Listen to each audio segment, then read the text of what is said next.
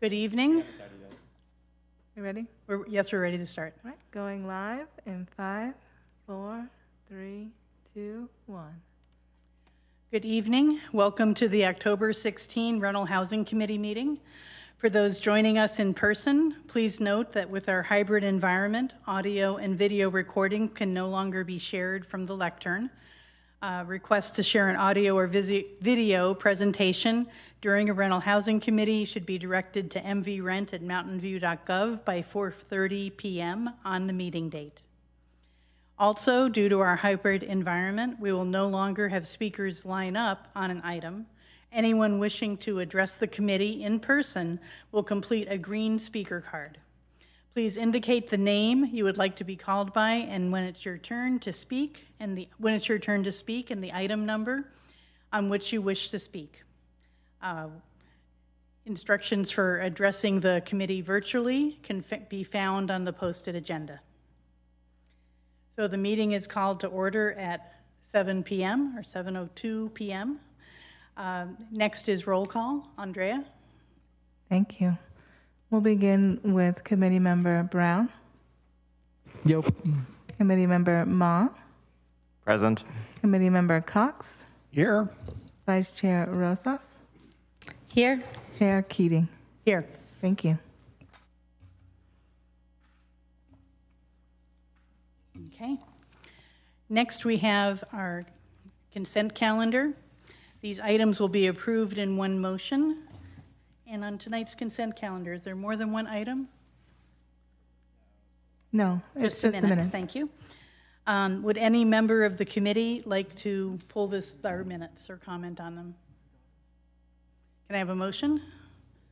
Committee Member Cox? I move that,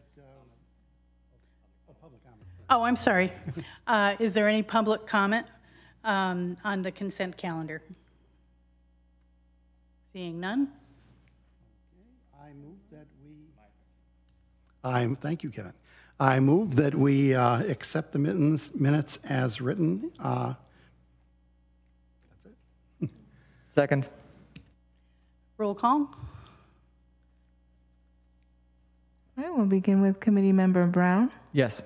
Committee Member Ma. Aye. Committee Member Cox. Yes. Vice Chair Rosas. Aye. Chair Keating. Yes. Motion passes unanimously. Thank you. Now is public comment. Public comment can be on any item. Is there anyone who wishes to, any non-agendized item?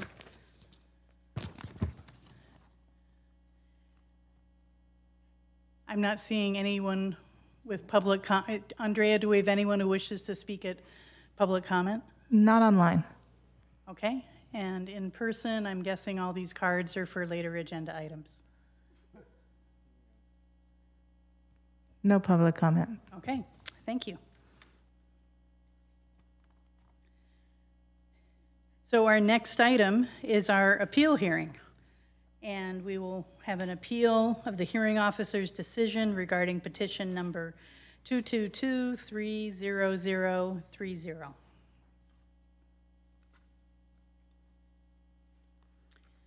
The Rental Housing Committee, in hearing the appeal, is acting in quasi-judicial fashion and will conduct the hearing in accordance with those standards. Staff will detail the appeal hearing process in their presentation. Before we get started, RHC members are required to disclose any communications they have had with any of the parties to the petition or the parties' representatives and the substance of those communications since the date the petition was filed. The decision of the RHC is to be based on the record presented to the hearing officer. Information disclosed to an RHC member that is not part of the record is not to be considered in the hearing. Do any RHC members have ex parte communications they need to disclose? Seeing none. We will now proceed with the hearing. First, we will take public comment. Are there members of the public who are not parties to the petition who would like to speak? I am not seeing any in person. And none online. And none online? Correct. Okay. So now staff has a presentation to begin our appeal process. Thank you, Chair. We can go to the first slide. So the purpose of this item is to consider the tentative appeal decision and either accept the tentative appeal decision or modify it with instructions to staff, citing appropriate evidence in the record. Just as a summary of what we're going to go through, the RHC's decision process, your role, the scope of the decision, and the decision process visualized. I'm going to try to move through this relatively quickly. This is the third month in a row you've had these, so hopefully you're getting pretty familiar with this process and we don't have to spend too much time on that. And then we'll go through the schedule for the appeal hearing, and then finally the petition and appeal summary. So for questions of fact, the RHC must determine whether or not each appealed element of the hearing officer decision is supported by substantial evidence. This means you're not reweighing or relitigating the issues. The appeal is based on the records submitted to the hearing officer. That means no new evidence from the parties should be taken or otherwise, and does not mean that the Rental Housing Committee has to come to the same conclusions as the hearing officer. Next slide. For this hearing, we do not suggest a de novo hearing, which would be a new formal hearing. This would suggest quite a significant amount of time to prepare, and the existing evidence in the record is sufficient for you to review and make a decision on all of the appealed elements. Next slide, please. So what's important here is that appeals of the hearing officer's decision are limit the scope of the Rental Housing Committee's review on appeals. So that means that you should not discuss issues that are outside of the hearing officer's decision, and don't need to consider those. Skip over this one. So the schedule for the appeal hearing, staff will complete its presentation, and then the appellant and the respondent in turn will each have 10 minutes to present their arguments. The appellant will then have an opportunity for a 5-minute rebuttal, followed by the respondent's rebuttal. Then the Rental Housing Committee can ask questions to staff as well as to the appellant or the respondent. And finally, you'll deliberate and make a decision on whether to accept the tentative appeal decision. All right, so getting into the substance of this appeal, this appeal is based on a petition for downward adjustment of rent, based on a failure to maintain a habitable premises on the basis of both a water leak and mold growth on the property. Next slide. We can skip over this, not super relevant for this petition.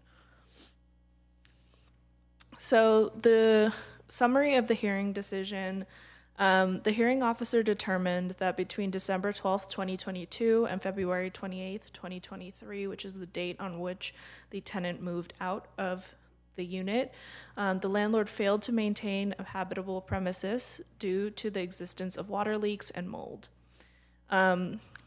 The hearing officer determined that the tenant had met his burden of proof with regard to the existence of mold in the garage and the living room and a water leak in the living room because he had provided reasonable notice and opportunity to correct the landlord, and the landlord had failed to do so, but that the tenant did not meet his burden of proof regarding damaged conditions of the living room floor because he had not provided the landlord with sufficient notice prior to filing the petition. Sorry, can we go back? One more. So ultimately, the hearing officer concluded that the tenant was entitled to a 20% rent reduction for mold conditions and 5% rent reduction for water intrusion in the living room from December 12th through February 28th. The reduction, at least in part, the 20% reduction reflected the tenant's mother's inability to use 2 different locations in the property due to a risk to her health. So the landlord has raised 6 issues on appeal. The first is that the hearing officer erred in holding that the roof leak was not dealt with in a timely manner because a tarp was placed on the roof while the landlord waited for the contractor. The second is that the hearing officer abused her discretion in awarding a rent reduction for the presence of mold because the tenant did not establish mold by testing. The third is that the hearing officer erred in holding that the living room floor was affected by the leak because discoloration that was observed during the inspection by the hearing officer was from manufacturer variations, not from any damage from the water leak.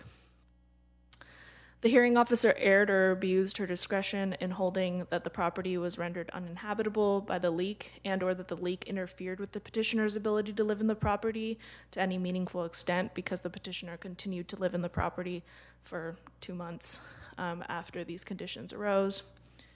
The hearing officer erred or abused her discretion in holding that the petitioner was entitled to a rent reduction due to the condition in the garage because he parked his boat in the garage during the entire period covered by the petition.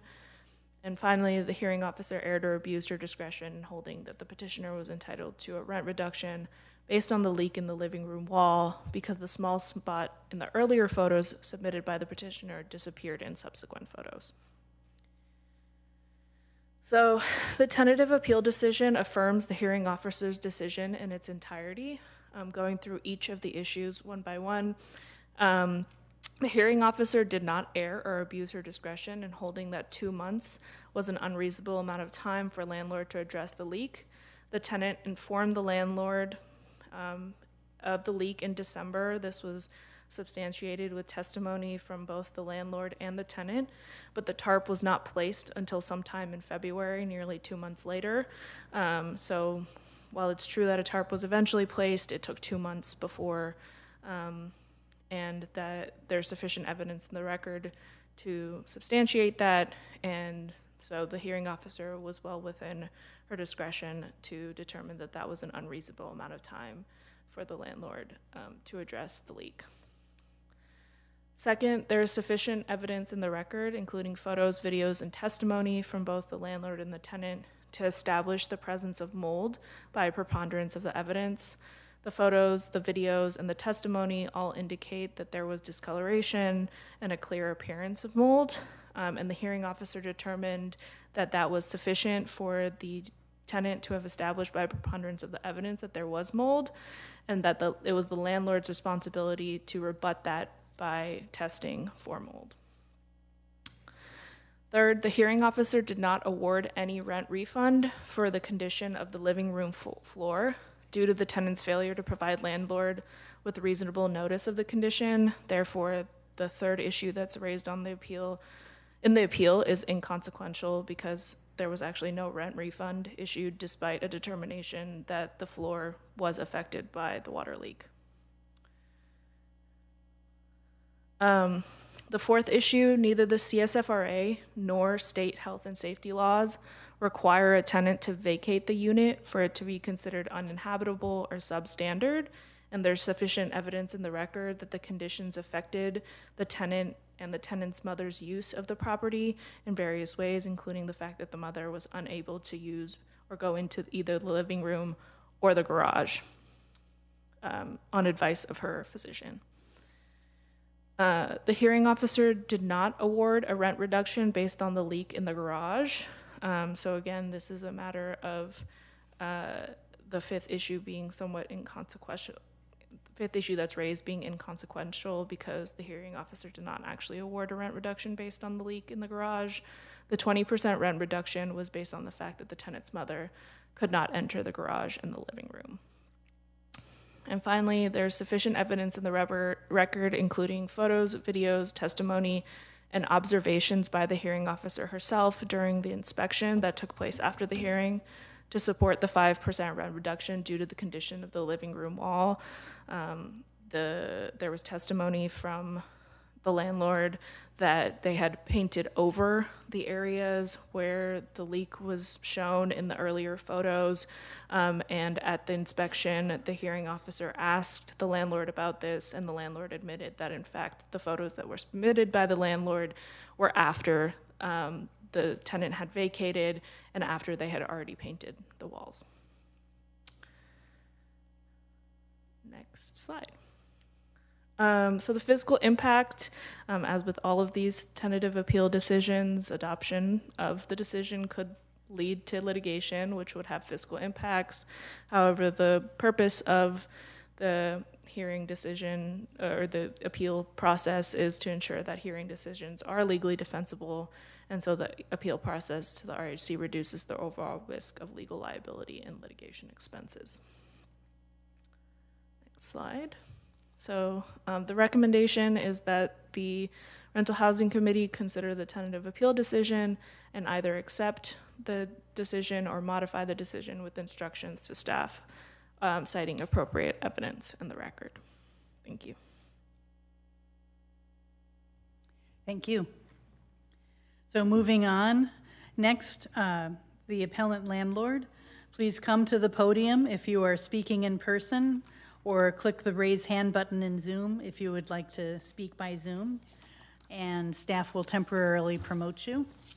The speech timer will be displayed on screen. You will have 10 minutes, and please do not use the chat function if on Zoom.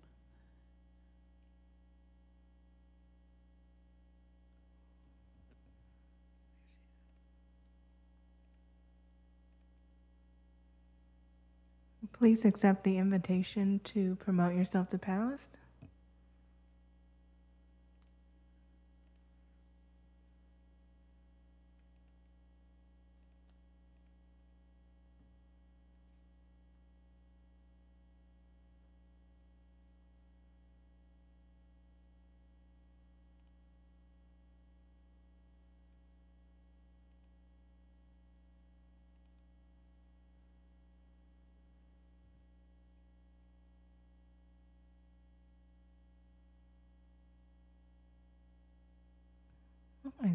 She may have had a technical difficulty. Let's give her 1 second to rejoin the meeting.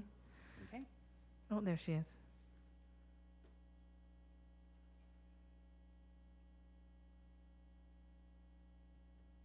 Elaine, I see you're now a panelist.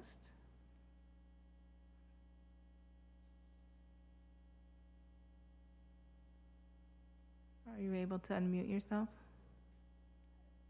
There you are. Can you unmute? Hello? Can you hear me? We hear you, but you're very low. Oh, okay. So first of all, the mother actually did not sign the lease, and that was one reason why she cannot appear on the small claims when we had the hearing there. And also, the small claims also make decisions on the same issues. So I think we are having multiple forums, different decisions, but otherwise we have settled in that they pay we pay the security deposit or refunded that, and then I was to pay the defendant, well, or pay the tenant. In this case, it was the petitioner, but in the other case, it was the other reverse, and I paid him $800 for the award to him. And also, I feel that there are things that he could have done, or he should have done on my delayed response about for the appeal about the gutters actually inside the unit on both sides of his unit, accessible only to him inside the unit from the garage or from the patio. So we would not be able to extend anything over that unit to get to the gutters. So if he had done that, there wouldn't be any of the leaks issue. And our understanding was that it was taken care of, and we raised rent in December, and he didn't say anything. He raised the issue after we sent the notice for the increase. So that might be why he had the motivation to send. Anyway, we did try to take care of that as soon as possible, like December 14. The manager did try to approach him and start looking for contractors. And so, yeah, we did the best we could. And I thought it was his prerogative to find, test for whatever he thought was mold. We thought it was just discoloration, and he probably had that. I think he mentioned that it was there before, so I don't know if he ever cleaned. Well, anyway, we did send him the mold pamphlet, and that he would take care of things like that, discoloration. Didn't see any, and even with testing, it would come up to the same result of trying to clean it either way. So I don't think it would make any difference. I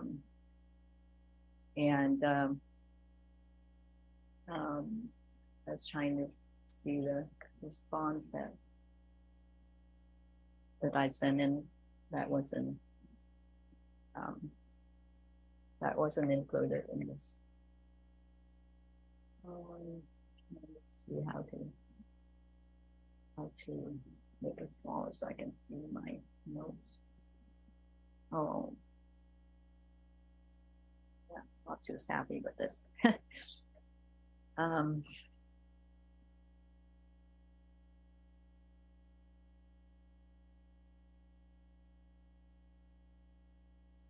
Yeah, so yeah, mainly that she wasn't on the lease, and she would Miss Jacobson wasn't on the lease, and Mac never told us about some of the things that, like if there was any discoloration before, and if he would have photos to show that, that would, and when we give him the unit, and every year that we check that he would have photos from it, if that was happening before.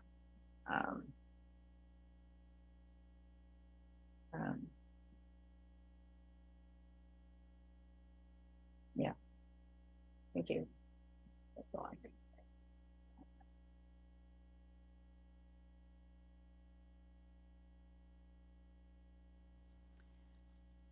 Thank you for your comments. We will now hear from the respondent tenant, and if they can raise their hand on Zoom or come to the podium. Please accept the invitation to join the panelists on Zoom.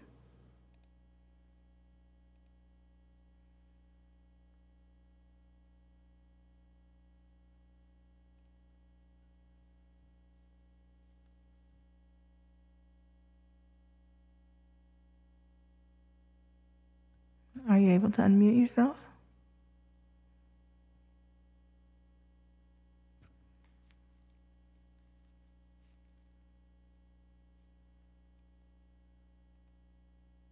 Okay. Can you guys hear me? Yes. Okay, great. All right. So basically my mom was on the lease, okay, but they never had her signature, but like on the list actually shows my name and my mom name. And that was the understanding from the beginning. So she was on the list and they knew that she was living there. And then also the rent that they said that they increased my rent in December, I never got any written notice for my rent increase. My rent was $31.04. And the only thing that they tried to actually, the way that she tried to increase my rent by sending an email. And in the state of California, email doesn't count as when you're trying to increase rent. And in fact, the 3 days notice that actually they gave it to me in February, they said my rent is $32.60. And then when we went to court, she claimed my rent is $3,300. And neither one is correct. And she doesn't have any paperwork that she's dropped a written notice for my rent increase or put on the door It was just through email, and email doesn't count. So I even pay her extra at the court, which I should not done. And so what the judge saw at the court, they basically, she refunded me $800. But here actually, when the city of Mountain looked at the whole situation, I'm entitled to $1,293, means actually she still owe me $493 plus the extra that she overcharged me for the rent. Okay, and as far as like she tried telling me that I was in charge going on top of the roof, cleaning the gutter. It is not my job. And in fact, a few years ago, we had an issue that we lost the entire power in the unit because the gutter got filled up from the leaves because there's trees around the unit. And it actually blew up the, basically the power fuse or whatever you want to call it. And we didn't have power for almost a month. And when she came, after they fixed it, I told her specifically that I do recommend to every so often trim the tree and clean the gutter. But she basically just ignored it. And so, I mean, I cannot, like, if she doesn't want to spend the money to do it, so I cannot force her to do something that she doesn't want to do. And it is not my job to go over top of the roof, clean the gutter, even though the gutter is inside the unit. Like everything else is inside in a patio, but that doesn't mean that I'm in charge of going on top of the roof. And she never checked the unit as far as like she claimed that she checked the unit once a year. They never came looked at the unit. And basically, if she tried to tell me that it was just a discoloration on the wall, it wasn't mold, then how come the paint of the wall was actually kind of, it was, I showed the picture to the hearing officer that you can see the paint is coming off, and that's because there's a water behind the wall. So if just a discoloration, then why she had to actually repaint the entire wall if she can just wipe it off? And I did mention to them many times. I mean, like the manager showed up on the 14th, but he didn't do anything about it. And then basically he said, yeah, I have to get somebody. He never came. And in fact, he made a couple appointments with me. I stay home, and the contractor never showed up. Basically, they were just not serious about getting the stuff done. And even though, let's say, even if they say my mom wasn't on the list, even me, I shouldn't live in a property that actually has leaking issue. Any average person should not live in a place that actually you're paying rent in a condition that actually they have water coming down. And as far as the garage goes, I had my boat in, but it was on one side. It's a two-car garage. So I had to leave my car outside, so I couldn't use the entire garage. And that's what I told them. I only use half the garage because that's where the water is coming. So it wasn't basically a suitable place, I mean, for my mom or even me to live there. And that's why I had to actually move my mom out as soon as I was able to find a place for her to stay, to keep her for her health condition. So basically, I'm asking on top of the $493, she even overcharged me for my rent of February because I paid that rent according to the court. So she even owed me around $200 more because she overcharged me for the rent that I did not get any written notice for my rent increase for February. It was just through email, and the email doesn't count. I think that should do it. Thank you very much.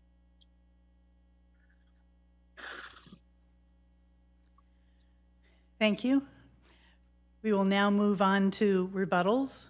And so first, the appellant landlord, you have 5 minutes to rebut any statements made by the respondent. Please limit your comments to rebuttal rather than repeating information already presented. Yeah, well, he used the situation to his advantage. His mother did not sign the lease. Excuse me, could you move closer to the mic? It's kind of hard to hear you.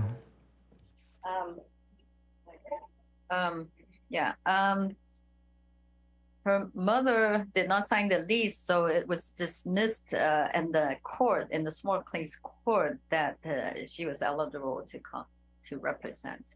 So, first comment. Second, regarding the annual cleaning, we do check the units, and they always have something, small things for us to take care of, such as stove elements coming apart or something because of the misuse. And as far as the raising all the notice, we do send it delivered to him as well, and also by email. So, and he actually owed us $200 from the back rent, but it was not addressed. And so we just kind of left that off. Yeah, he did damage floorings in the bath, tiles and things. And we just spent over $3,000 with that deposit that we turned it back to him. But so, you know, as landlord, we do suffer a lot more expenses from tenants' misuse and damages. And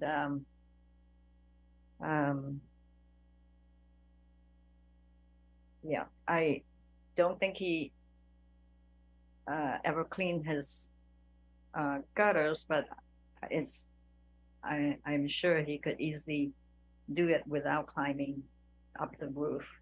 It's reachable, even without a ladder, I would think, even with a pole. Anyway, that was up to him. And he never notified us if that was filled, or we would have helped him with it. And I feel it's not justifiable for it to be uninhabitable, because he wouldn't have complained until the rent was raised. So, and it was justified. We never raised the rent for 3 years, or maybe more. Thank you. Thank you. And moving on to our next rebuttal, the respondent tenant. You have 5 minutes to rebut any statements made by the appellant. Please limit your comments to rebuttal rather than repeating information already presented. Okay. Can you guys hear me? I'm sorry. Okay. So basically, if they, according to her, if they are checking the units once a year, how come they did not notice that the gutter is full? Okay. And again, it's actually, I don't know how many times I have to mention this, but the gutter is not my responsibility. And basically, I never received any written notice for my rent increase. It was just email. They didn't put anything on the door. And also, there was no proof that I was owe her back rent from before. And then all the other thing that actually she claimed that I damaged in the court, actually, there was no, I don't want to go into it because this is irrelevant to our hearing today. This is just about uninhabitable of the property. Yeah, that's it. Thank you very much. Thank you. So next, Rental Housing Committee members, do you have questions for staff? Committee Member Cox? Yes, thank you. There were a number of issues that were raised by the landlord and tenant, and, there was no description of them in the appeal. I mean, the basis of the appeal from the landlord. So for instance, there was this question about whether the mother was on the lease, whether the petition was filed as a reaction to an increase in rent, and whether the tenant has the responsibility to clean the gutters or whether that's the landlord's responsibility. My question is that since these things are not part of what the landlord had in the appeal statement that she made, are they material to our discussion tonight? No, everything that is in the appeal is what was covered by staff in our presentation. So all of these are now additional issues that are being brought up, and they are beyond the scope of this appeal. Okay. Thank you. So I'd just like to also clarify that all the conversations about court and rent amounts are beyond the scope of this appeal. To the extent that they're not discussed in the hearing officer's decision, yes. You are in fact, the tentative appeal decision recommends affirming the hearing officer's decision in its entirety. And one part of that does discuss that the decision in the hearing officer's decision could be used in the small courts claim, but beyond that, there shouldn't be discussion of what has happened since then in small claims court. So if I could summarize, we are talking about upholding potentially the hearing officer decision, which said that there was a reduction in rent due to a partial loss of habitability. Correct. Thank you. Are there any other questions for staff? Rental housing members, do we have any questions for either the appellant or the respondent? Okay. So now we will deliberate. It would be appropriate for a motion around the hearing. And so do we have discussion first?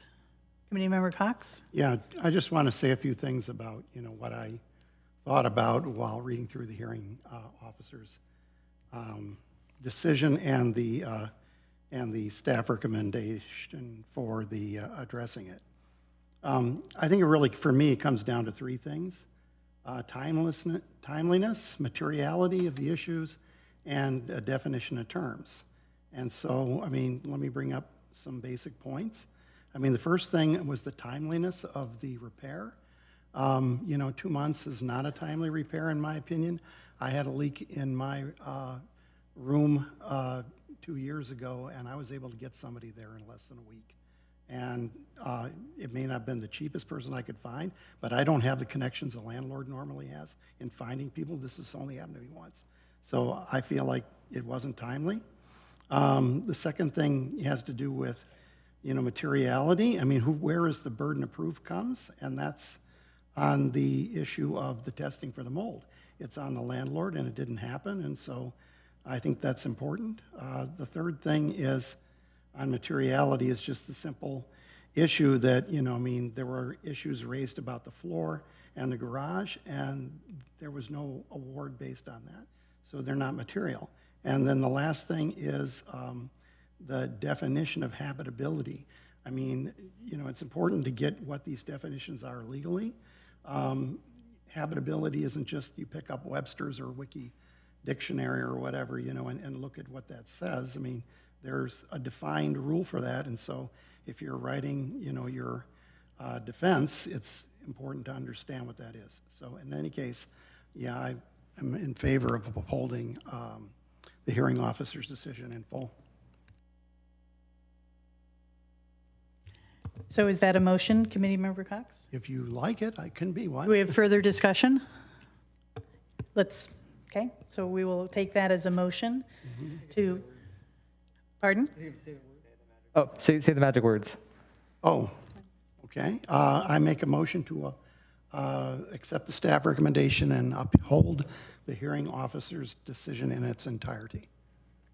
Second. Thank you. Any further discussion? I think we're ready for a roll call. All right, we'll begin with Committee Member Brown, Yes. Committee Member Ma, Aye. Committee Member Cox, Yes. Vice Chair Rosas, Aye. Chair Keating. Yes, Motion passes unanimously. Thank you. thank you.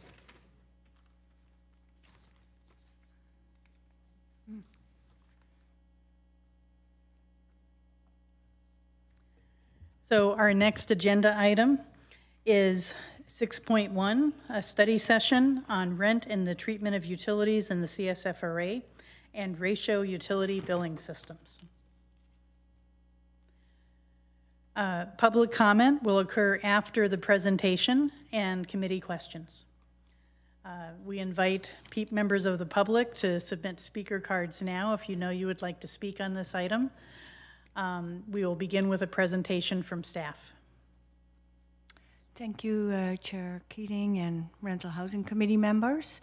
Tonight we are holding our third study session with regards to rent and the treatment of utilities under the CSFRA, including the ratio utility billing systems, or RUBS, abbreviated.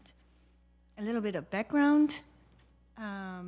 So tonight we again ask for your input on and parameters for regulations, including clarification that all rental charges are part of the definition of rent, which includes charges for shared or master metered utilities, including water, sewer, or trash, and that the cost of such services must be established as part of the initial rental rate and specified in the rental agreement. And we also would like to hear your input on a potential transitional one-time utility adjustment petition process, which allows landlords to transition from a RUBS system or similar system to bring their properties into compliance with the CSFRA. And we also bring to you today potential administration of how to submit these petitions. So as mentioned, we held previous study sessions, one in January and one in last August.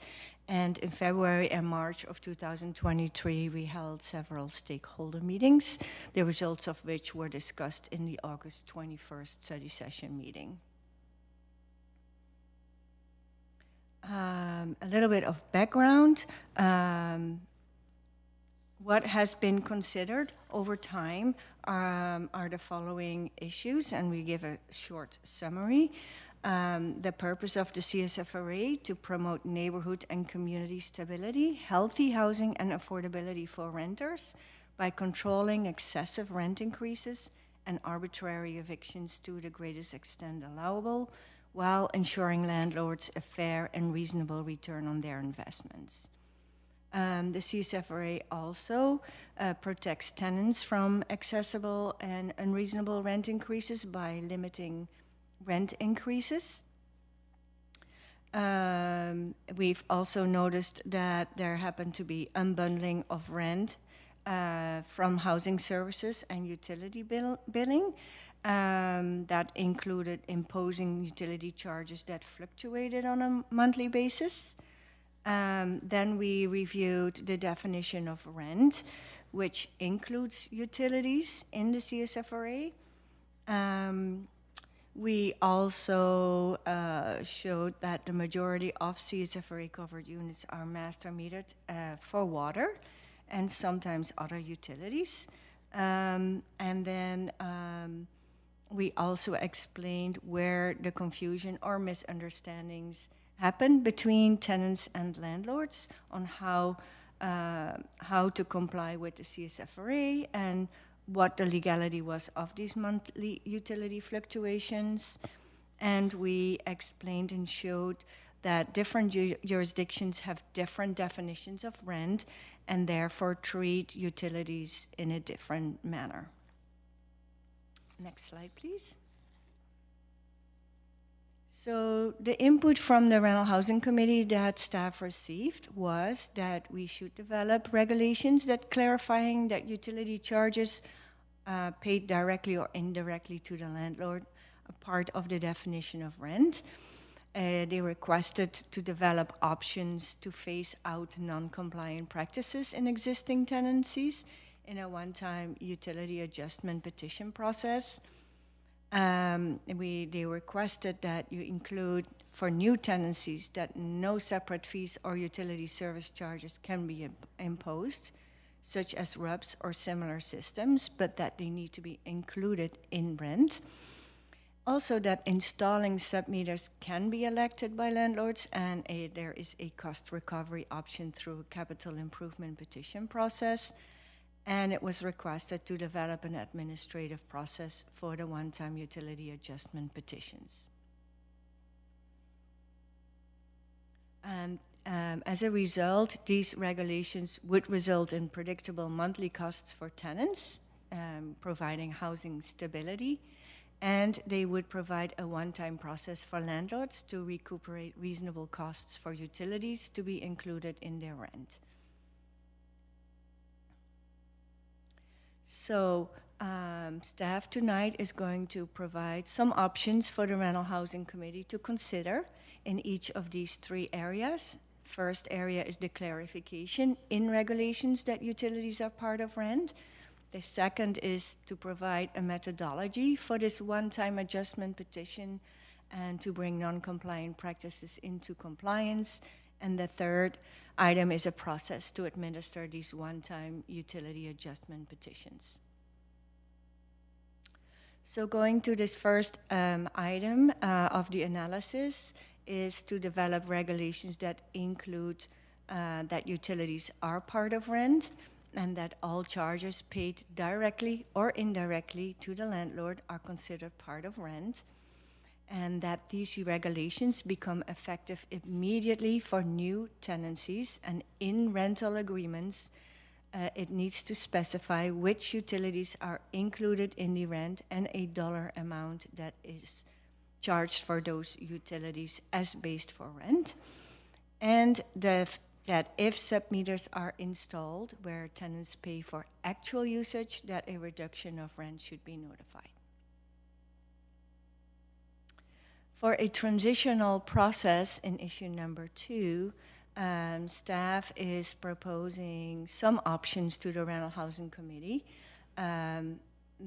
We have 3 options identified in the memo. The first one is the average of the past 12 months charged utility cost per unit. The second option would be the average of utility costs per room. And the third option would be an average of utility costs per square footage, and we'll explain each one of these options in following slides. So the first option would be a calculation of the average of the past 12 months charged utility costs per unit, and to determine the lesser of this average versus the sum of all applicable Santa Clara County Housing Authority utility allowances. Option B would be a calculation of the average utility costs per room. This would include the unit's share of the total property utility charges paid to or on behalf of the landlord based on the number of rooms in a unit as a proportion of all the rooms in the property, or the sum of these applicable Santa Clara County Housing Authority utility allowance. And we defined what room definition would be in the memo. The third option would be a calculation of the average utility cost per square footage, meaning the unit's share of the total property utility charges paid to or on behalf of the landlord based on the unit's percentage of square footage as a proportion of the total square footage per property, or the sum again of all applicable Santa Clara County Housing Authority utility allowances. As a third, we also provided some options for the Rental Housing Committee and provided an administrative process layout. including 7 steps as defined as follows. First, the landlord completes a petition form and documentation and sends to tenants and the city. Tenants can respond if they disagree with this calculation. Staff determines a completion. Staff sends notice to landlord if incomplete. And after examining each unit's petition or examining a sample per property, staff can send notice to landlords and tenants. As mentioned, tenants can challenge this petition calculation, and these petitions and responses to the Rental Housing Committee's choice can either be reviewed by staff, hearing officer, or other. After this confirmation, no further options exist to challenge this adjustment, and then this adjustment will not be effective until after 12 months have elapsed from the most recent increase and proper notice has been served. Staff proposes the following administrative timeline, that upon adoption of these regulations, they go into effect immediately for new tenancies. Staff will start the implementation of this petition process, which is estimated to last at least 6 months. We also propose a staggered deadline to file these petitions, and also that tenant petitions for unlawful rent based solely on these RUPS calculations are paused until the deadlines of these filing of petitions has passed.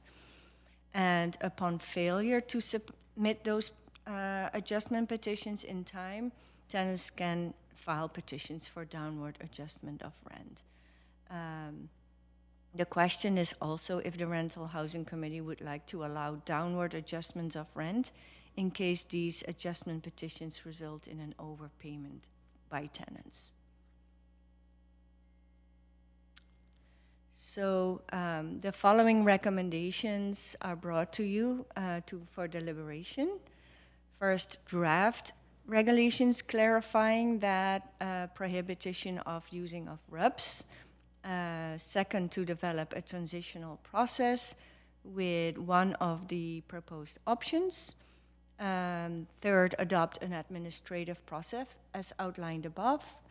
And the fourth, have staff examine a sample of rent adjustment petitions for each property. So it is to ensure that the rent adjustments are properly calculated and send them a confirmation letter. And this would reduce the administrative burden and would allow staff timely and efficiently process the petition applications. The fifth recommendation on the next slide is that staff to review these petitions due to limited availability of hearing officers and an increase in regular filed petitions in general. Staff also recommends to adopt the proposed deadlines for submission of these petitions. And also number 7, include a provision in the draft regulations to pause the filing and processing of any tenant petitions solely based on RUPS until after the deadline for submission of these adjustment petitions. And last, include a provision in the draft regulations to require landlords to refund excess rent to any tenants who have overpaid due to the use of RUPS for a period of 4 years. The next step is for staff to listen to the input and recommendations from the Rental Housing Committee, and if so directed, provide draft regulations in a subsequent meeting. And then upon adoption of such regulations, staff will start the implementation of this adjustment petition process. The fiscal impact will be that this adjustment petition process will require more staff hours and will most likely result in the hiring of temporary or more permanent staff. And this will be closely monitored and reported back to the Rental Housing Committee in a subsequent meeting and definitely be included in the budget for the next fiscal year. This is the end of the presentation. Happy to answer any questions. Thank you. And so at this point, if we have comments, we hold those, but we just ask questions if we need clarifications. Committee Member Cox? Yeah, I just have one question right now.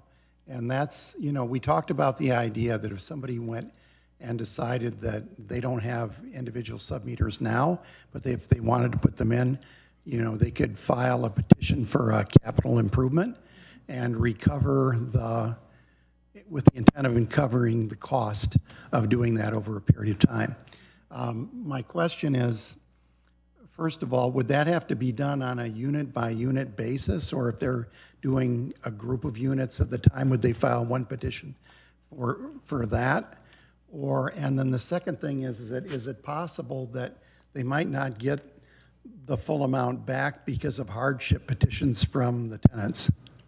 They definitely can file a petition for the property. They don't have to file petitions for each unit. And in the current regulations, there's a formula on how these costs can be recuperated. And that would not be 100% of the costs in general. Do you know about how much it is? I have to look at legal for the regulations. But then to the question of could hardship petitions affect whether or not how much they would get back?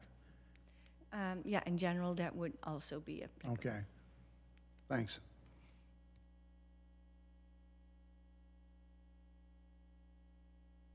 Do we have other questions, or are we just waiting to hear that one response? It's between 50 and 90%, depending on the size of the property.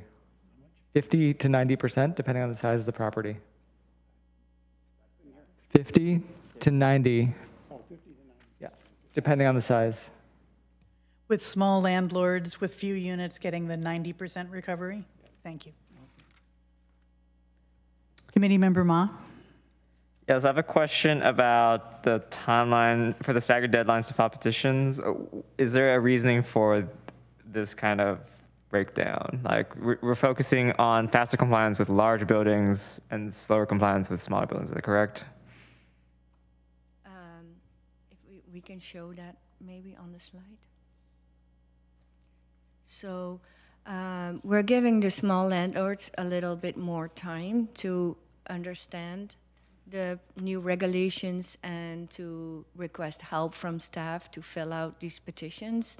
And also another argument for proposing this is for staff to be able to stagger the incoming petitions. But this is a staggered deadline, not a staggered start of petition, right? It is a staggered deadline, yes. Yes, okay.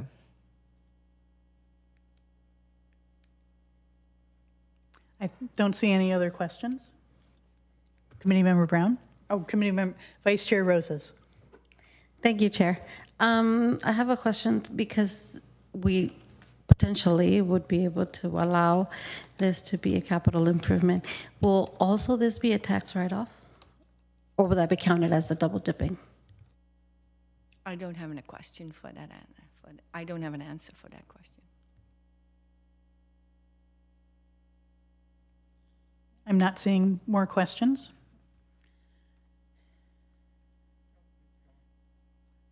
Committee Member Ma. Another question. So I heard the word memo regarding the definition of room for option B. So that's a memo at the time we do a draft regulation, right?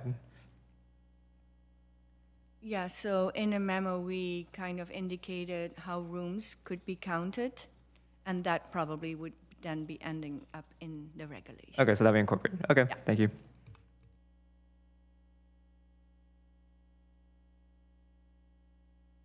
I am not seeing more questions, so we will now invite public comments on this issue. In-person public comments will be called to speak first. Oh, and for timing, how many cards do we have, Andrea? Can I also ask any attendees online if they can raise their hand if they're interested in speaking at this time?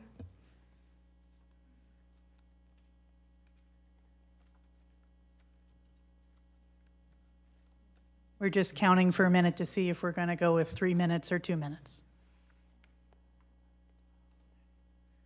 We have 14. We'll go with 3 minutes.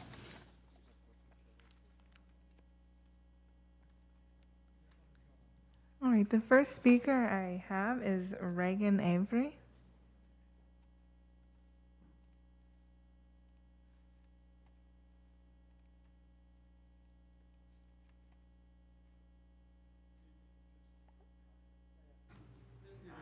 Okay. Good evening. I'm Regan Avery. I help run a family real estate business based in Mountain View, founded in Mountain View in 1960. We have 3 apartment communities, just over 500 apartments in Mountain View. And we rolled out RUBS in 2014. And the way we did it is with this very specific lease addendum. So it's a part of the lease. It's in a separate addendum, which gives it more visibility. And it's very detailed and very clear as far as what the responsibilities are. It includes the formula for billing, which is half square footage and half number of occupants in each unit. It also specifies a cap, a not to exceed cap. It says this is a part of rent, and the not to exceed cap is X amount per month based on the size of the apartment. And we've never increased that cap for any resident since 2014. So we have some 9-year residents that have not had any increase in that cap. Now, during each month, typically they're not necessarily hitting that cap. They usually aren't. It may go up and down. And this is a pure pass-through. The money, the utility bills go straight to Conservice, a vendor, and they then charge after we get a common area deduction. So any changes in the bills is due to the fact that the utility bill is changing, and we have not seen swings, big swings at all at any point in time. The biggest swings we ever saw was when PG&E gave a credit, which dropped, and then the next month it went back up, and that may have been $20, $25. And so because of this, we've had very few questions, very few complaints over that amount of time. And we have seen a change in behavior as far as conservation. We see residents very quickly let us know if they have a leaky faucet or any water issues at all, and we respond quickly. And that was not the case when they weren't responsible at all for paying the water bills. So this would be a very a big problem rolling it back and removing that incentive for conservation of water and other areas. And based on this, I really don't see how this is in conflict with CFRA, the way it's set up and the way we've got a cap and not to exceed, and that we've never touched that cap over time. Thank you.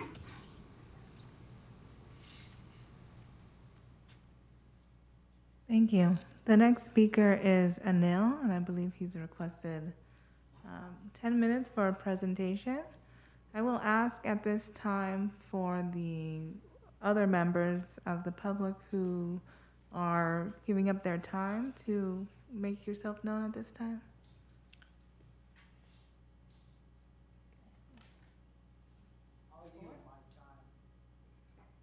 Good? Yeah, I think that's fine. Do you mind pulling that? Thank you. Thank you. Well, good evening, commissioners. I have a short presentation I want to run through, kind of detailing some of the information we've gathered over the last... Give me 1 second while we pull that up, and then I'll start the timer. Okay.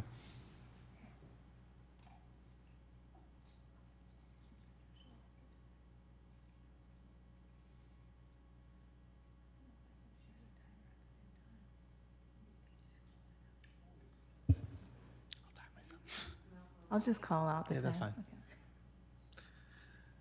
So can you, yeah. So thank you for allowing me the extra time to speak today. My name is Anil Babar with the California Apartment Association, and we wanted to present some more information that we have gathered over the since you last met, and it addresses some of the concerns you may have had in the past.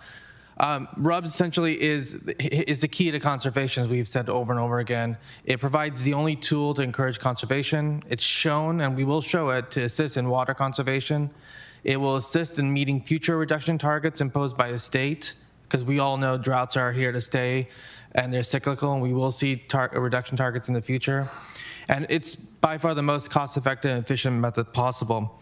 You know, conservation will be a running theme in this presentation. At the last study session, you saw data to show the conservation benefit. So we've gathered that data, and I'll show it to you through the course of this slide. So next slide, please. This is just a summary of a data analysis done some time ago, but it essentially states that those who pay for water use less water, and that's, you know, it should be it should make, you know, logical sense. And they've seen in this study that, you know, apartments that had sub-meters, they saw an 18 to 39% water savings over apartments that included water in the rent.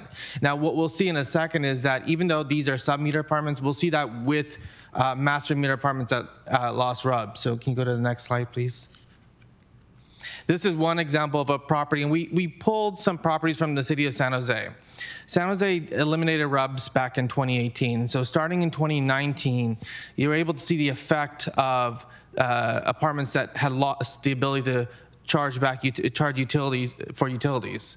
And in this case here, we saw a 15% increase in the amount of water consumed in that building.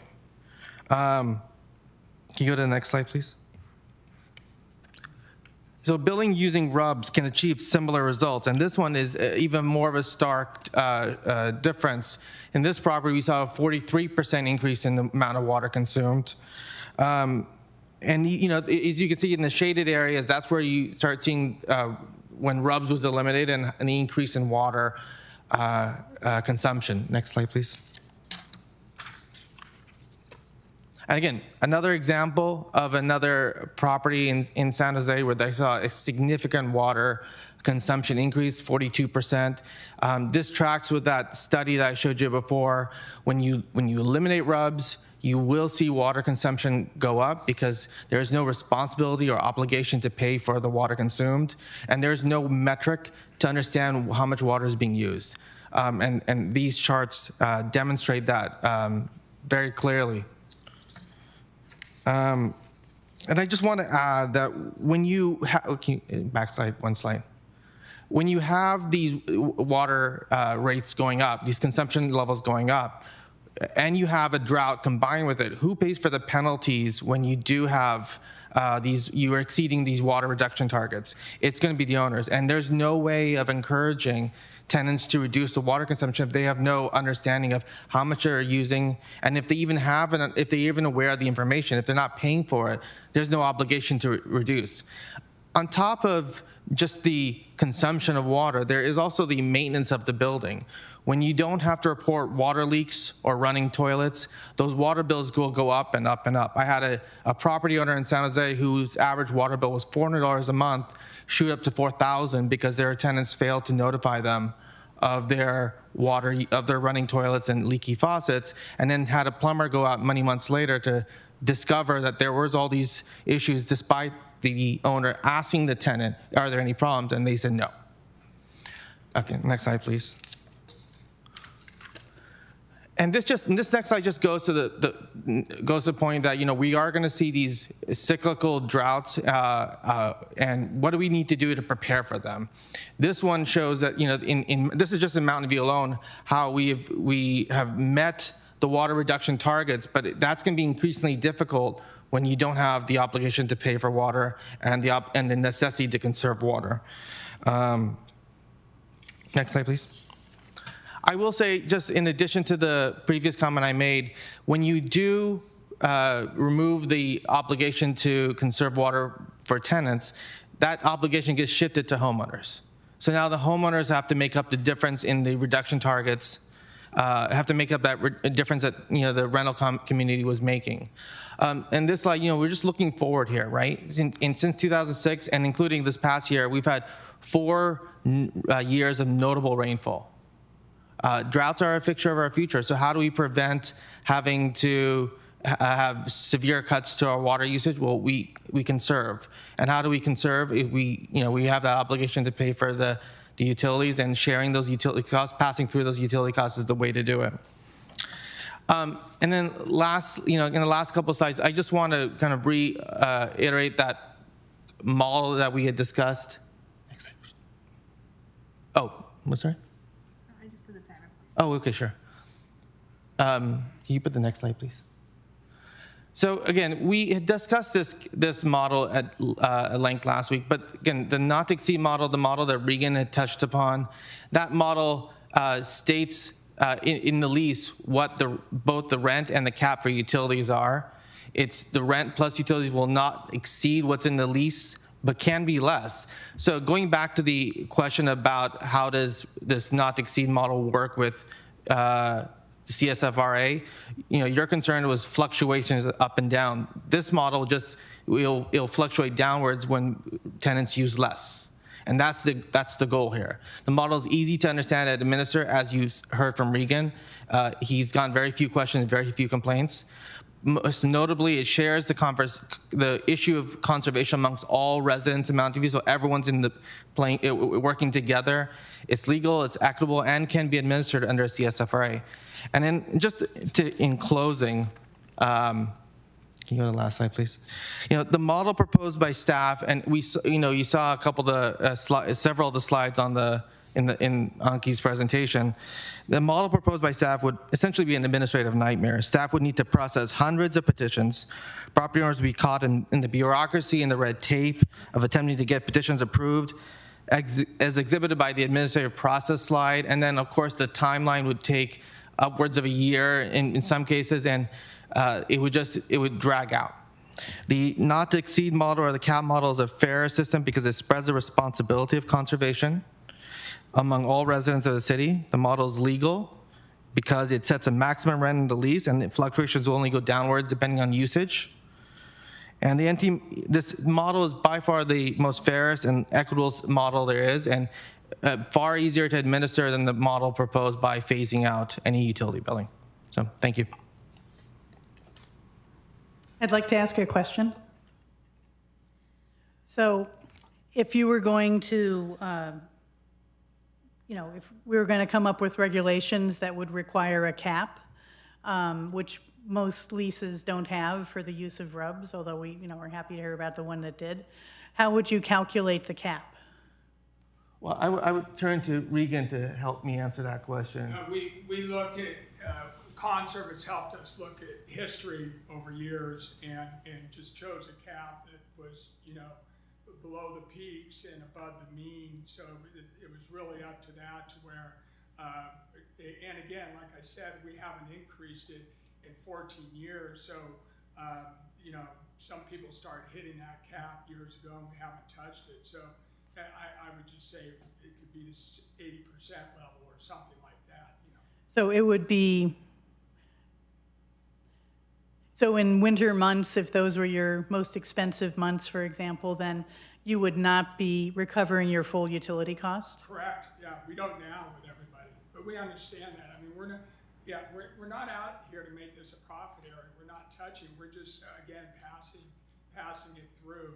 And also, I mentioned the area deductions, those change because water use increases in summer, so we actually get take over a bigger percentage of the bill, like from 15% in the winter to 30% of the total bill in the summer, because there's more water use for landscaping, which the residents aren't required to. They're not responsible. I just realized, could you come to the mic? Because the people on Zoom probably can't hear you. Oh. Like, we can hear you. Yeah. So I got to repeat everything? Oh, yeah, no, can you do it verbatim? No. So, sorry. So the question was how you choose the cap, and again that was done years ago, and again by the apartment size, 1 bedroom, 2 bedroom, 3 bedroom, and I don't remember the exact figure, but we looked at something like 80% of what the typical ones were. You could argue someone you do 100% or 90%, whatever, but our main key was that we didn't want want to be increasing that cap each year, just because that would, just keep it clean with the other part of the rent, and here's this part, and we didn't want it to be confusing.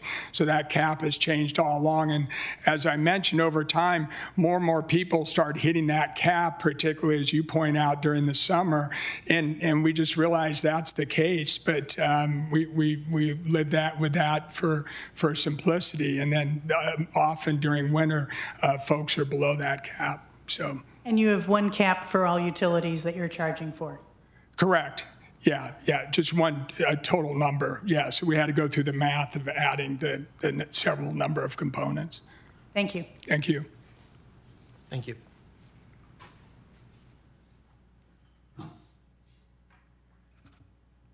All right, and I do know the other faces who relinquished their time, but if I call your name, please just let me know. So Pamela Morales, you did, okay. Celina Valancourt? Yeah, sorry if I. It's Oceana. Oceana. Yeah. Good evening. Good to see all of you again. I am here also to oppose the proposal of eliminating RUBS. Like we heard earlier, this proposal really removes any incentives to save water. Conservation is really everybody's responsibility. The proposal really shifts all of the burden on landlords and homeowners, and will really increase water rates over time. Really, we have a goal in the city to conserve at least 15%, and this goal will be very difficult to achieve if no one is responsible for the water usage that they have in their communities. I'd also like to say that for my property, I understand the water meters that you guys were talking about installing. My property has asbestos, so the cost will be very high to install those water meters. So I wanted for you to take that into consideration. Also, we are also very clear at move-ins. We do move-in orientations with every single person that moves in, and we go through our lease, and our managers are very detailed on explaining how the RUBS works, and are there to answer questions. So we're very open and very transparent in regards to that. I also agree that removing the RUBS would possibly allow people to not tell us about leaks. It is something that already happens, but I think without the conservation or being able to hold people accountable for their own utility fees, that we would see that happening even more. And like mentioned, toilets that are leaking, sinks that are leaking, it's something that happens often, and we have like on-call that shows up in the night to take care of those things at this time when residents made us aware. And I do think that if this was in place, that we may not be made aware as soon as possible. So thank you so much. Oh, I think you have a question? Yeah, I wanted to know how many apartments do you have? And okay, and do you have the in the mic for the whereabouts? Yes, we're right on El Camino, Mountain View. Yeah, and it's an older property. That's why it does have asbestos. So theoretically, if there were a leak, would you notice the spike in the bill on yours? Yeah. Yeah, we do. Yeah, and that's why we're very quick to respond. We have on-call maintenance that are, there 24 hours to respond to any kind of leaks that happen, and we show up in the middle of the night if needed, just to make sure that we're conserving and that we're not passing those fees. Yeah, and we do the same too with, our irrigation. That is something that we pay for. We don't pass those costs on. Yeah. Thank you. Thank you. Next speaker is Emily. Hi there. So I'm not going to belabor the conservation efforts because clearly, that's very important. But the other issue I'd like to bring up in favor of keeping RUBS is just an issue of equity. So currently, how we have it right now is we have it based on the number of residents per unit. And so it is based on usage. I'm not sure how to account for that if RUBS were to be done away with.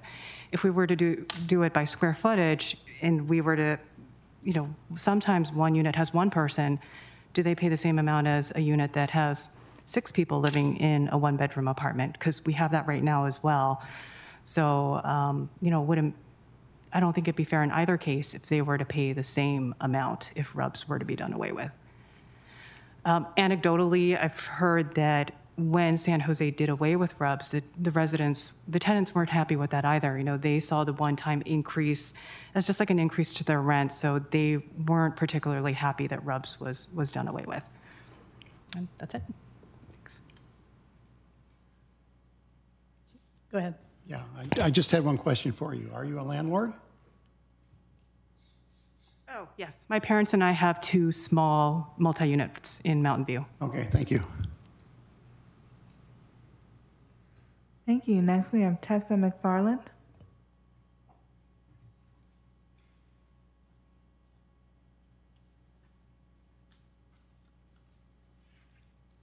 Good evening, everybody. My name is Tessa McFarland, and I work for Prometheus Real Estate Group.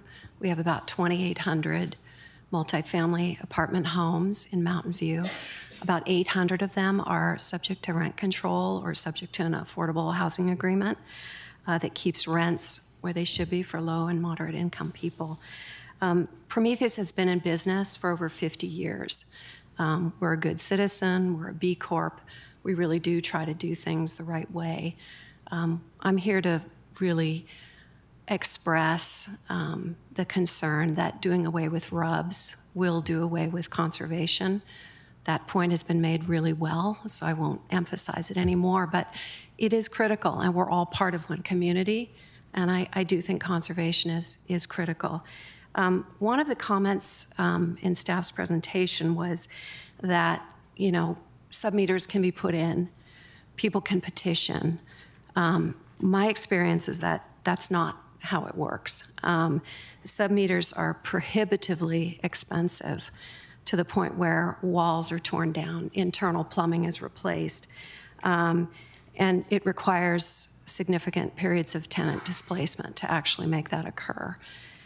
Secondly, the petition process, to my knowledge, for housing providers to petition for increases has not been successful.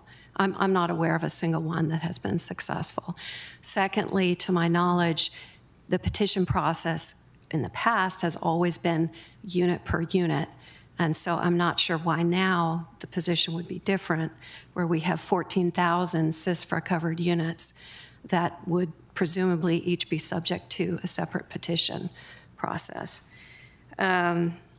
Finally, on the submetering, I just wanted to say that if each unit is submetered, the bill from the water company still goes to the property owner. And so you would still have the same pass-through issue that we're struggling with right now. So the bill would not go from water company to tenant. It would go to the property owner. That's always how the water bills have been done, to my knowledge. Let's see what else. And then I guess also the slide that showed 7 steps for the administrative process. I went carefully through the 6.5 pages in the staff report. To me, there's going to be a whole lot of regulations. I mean, this is going to be a process.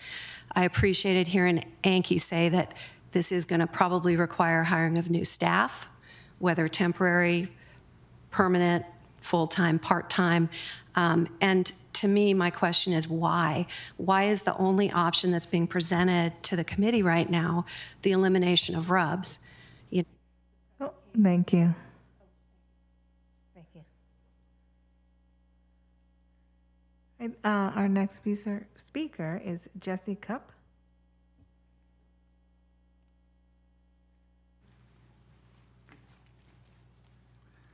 Hey everybody, I'm Jesse Cupp, Mountain View resident, and I'm just here to support the RHC and staff's recommendations and say, keep doing what you're doing.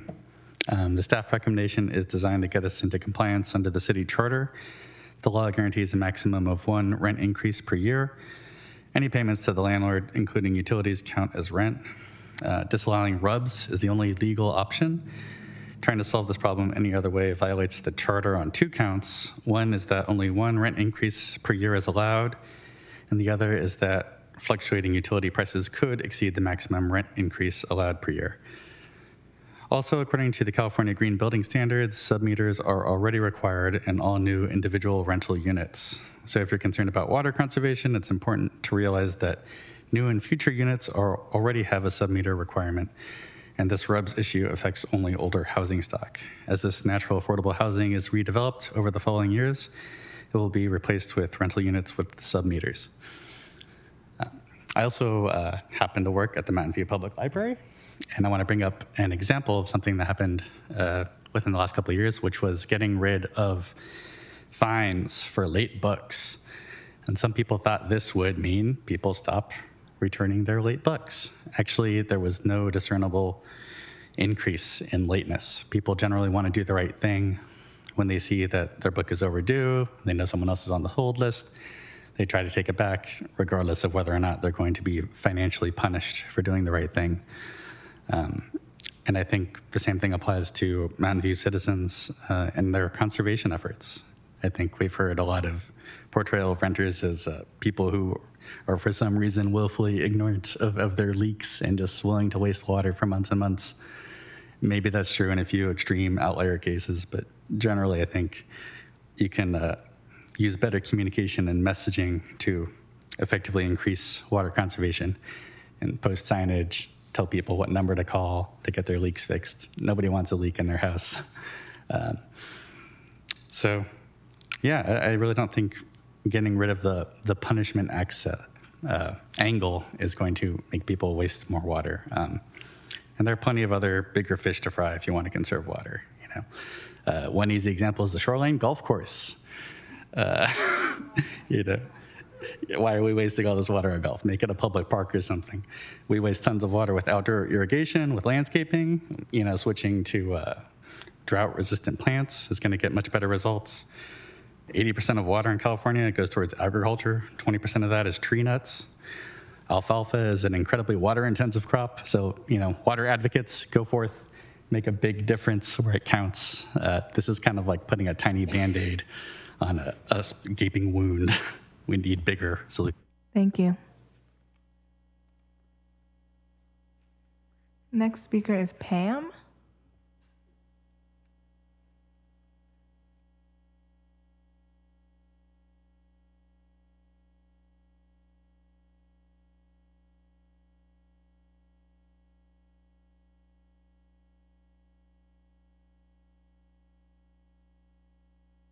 Sorry.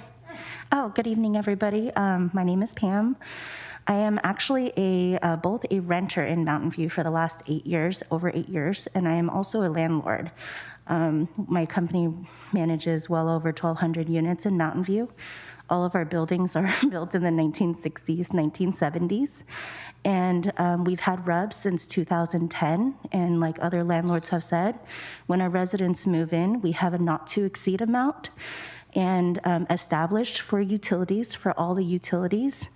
And if residents and of course the landlord make an effort to conserve, they see that reward in the bill, and then the bill drops. So we don't bill any more than what our billing formula is and what the bill we receive from the city. And in regards to landlords saying that yes, they do see leaks in their water bill, I would also like to point out that the city of Mountain View sends out bills every 2 months to the bigger landlords. So yes, we do see leaks in the water bill, but it takes quite a lot of time before that information gets to us, before we can address an item. Residents are encouraged, financially to report those leaks. And for a lot of reasons, overcrowding, they don't want us in the apartments. They're reluctant to report it unless they're financially responsible. So I do find that in general, that is a practice that we've seen across the last 13 years of doing RUBS at our properties in Mountain View. Thank you very much, and I appreciate your time.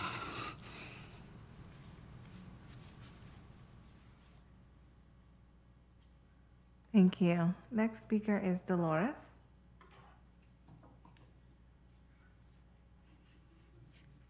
Hello, I'm Dolores.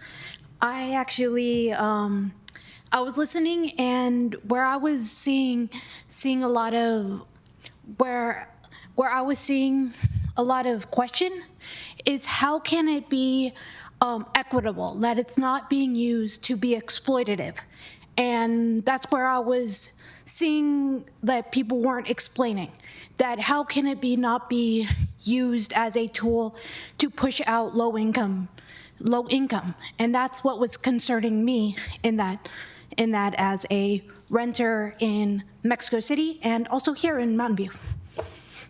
And yeah, that was my question, and that's all. That's all I. Thank you. Thank you. Next speaker is Philip Cosby.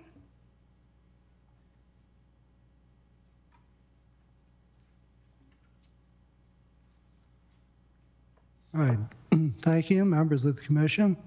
I'm here to remind us why the Rental Housing Commission is undertaking the study of RUBS and changing it. It's because even though there are many, many, many good landlords here in Mountain View, there are enough bad ones that many of the people that come to our cafecito, are really frustrated. They were getting increasing utility bills.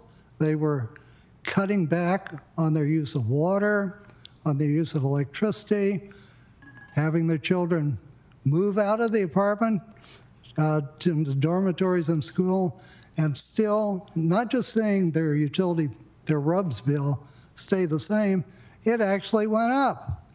And it was going up, presumably, because there were more vacant apartments in the complex, and the landlord was apportioning the total utility cost among fewer and fewer units, ignoring the fact that there are certain fixed costs that are independent of the individual units. And the tenants have no way of filling vacant apartments. That's all on the landlord. So we have many stories like that where there was total lack of transparency in how these bills were being calculated, how many units were going into the total bill, things like that. The second is that with regard to conserving water, yes, we certainly do need to conserve water, but when you're apportioning leaks over 200 units, and what's showing up for the tenants is an increase in their water, in their utility bill, how are you going to find that leak? It requires, an effort by the landlord to maintain the property and to establish a good enough relationship with the tenants that they will actually report leaks. So, thank you. Wait, one question. Are you a landlord? I am a landlord, but I'm not covered by CSFRA. Thank you. Thank you. Our next speaker is Sandra.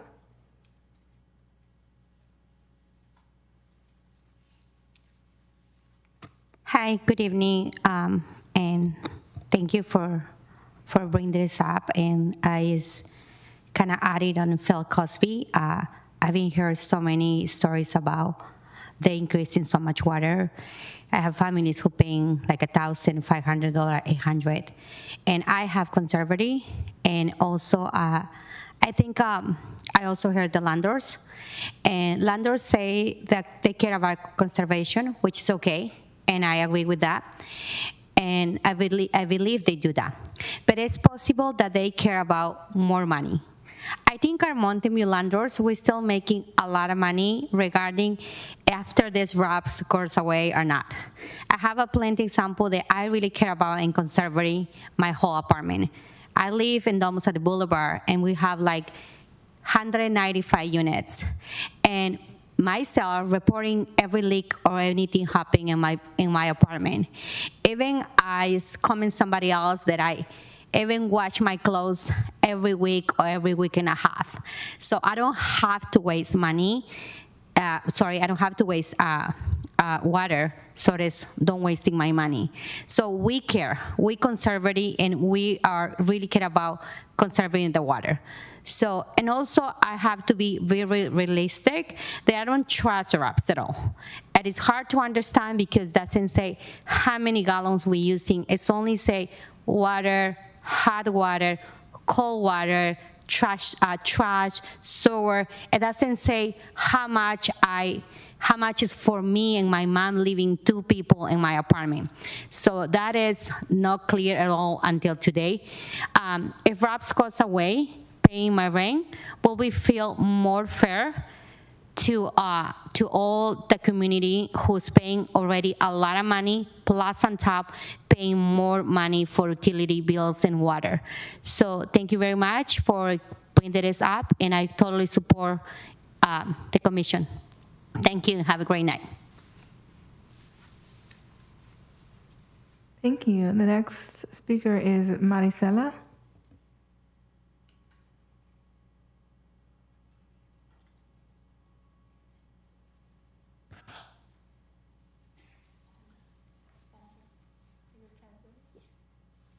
I will translating her. Translating, so let me add some time here for the translation. Thank you. Buenas noches, mi nombre es Marisela, tengo viviendo en Mountain View 10 años y hoy estoy aquí para decirles que a pesar que yo no tengo Servit, yo y todo mi apartamento de Evelyn conservamos el agua para no desperdiciarla. El agua siempre es importante para todos y creo que todos conservamos porque a veces estamos teniendo escasez de lluvia y siempre tratamos de conservar el agua. Entonces, por favor, yo vengo a decirles que por favor consideren el pedido de CHR. Thank you. Hi, my name is Marisela Choque. I have been living in Mountain for about 10 years, and I am here today regarding that I don't have conservative bill because it's already the water included in my amount rent. But I totally agree, and I'm sure that my whole apartment, Evelyn Apartments, they all are care about water, and we all conserving the water. So never wasting water, and I know how hard it is to have water. Even in the raining days, we all really conserving water.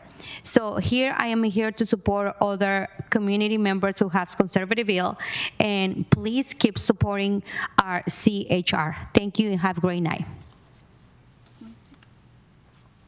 Thank you. All right, now we'll move on to our Zoom speakers.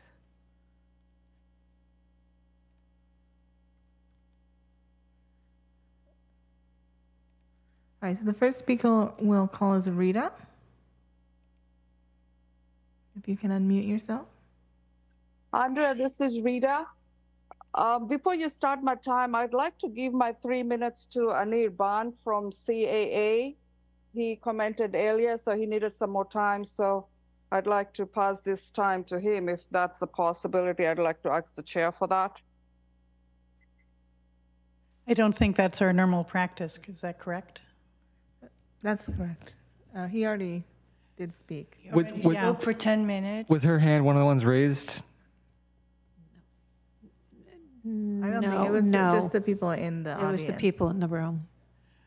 People are allowed to speak once. It didn't give us the option to raise the hand. I was trying to do that, and it didn't allow me to do that. So I thought when my time comes up, I could give my 3 minutes to him too. Did you want to just use your personal 3 minutes at this time? No, because I wanted to give this time to him. Okay, thank you. So we'll just move on to Jeff Zhao. If you can unmute yourself.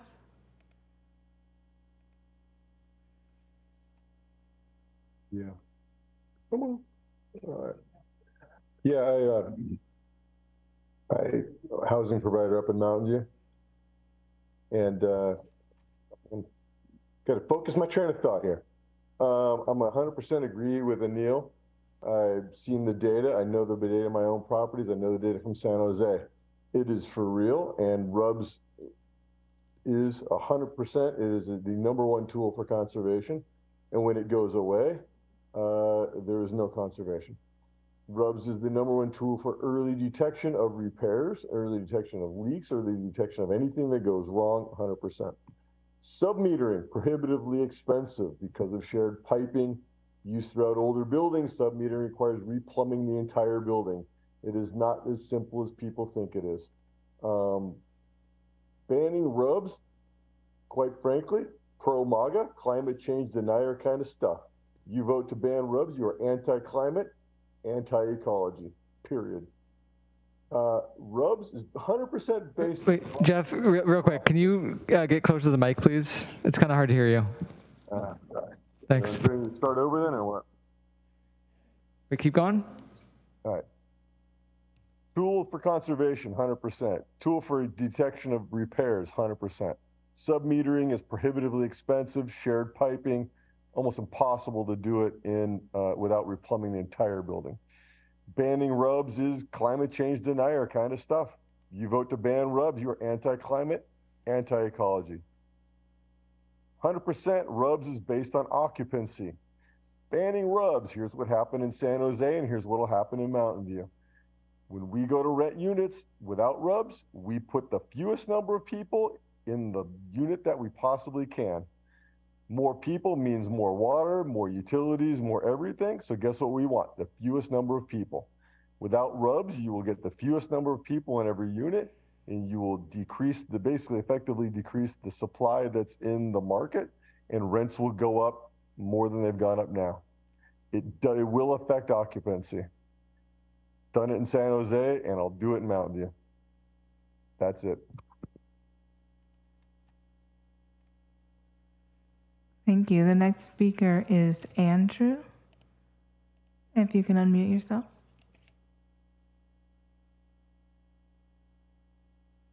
Hey there, can you hear me? Yes.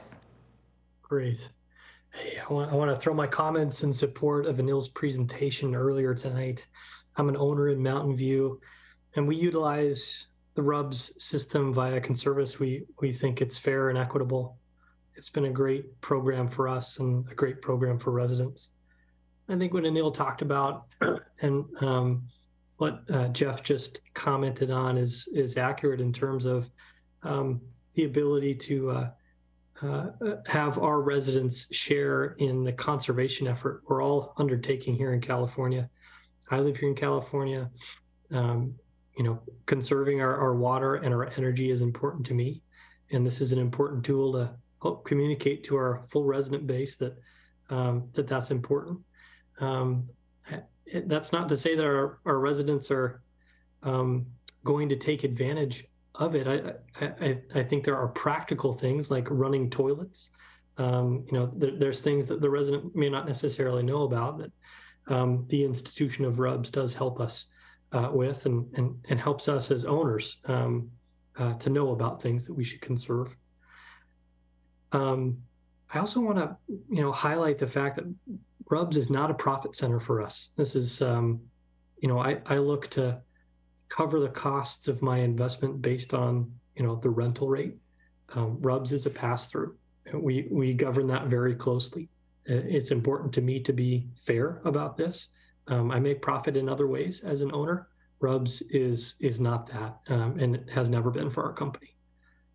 I'll also, I wanted to comment, I think there was maybe some confusion earlier about the way this is instituted, but I do want to clarify that vacant units do not get calculated or included in occupied unit RUBS calculations. The utilities that are used to power those units while they're vacant, and they're very few, it's usually just electricity.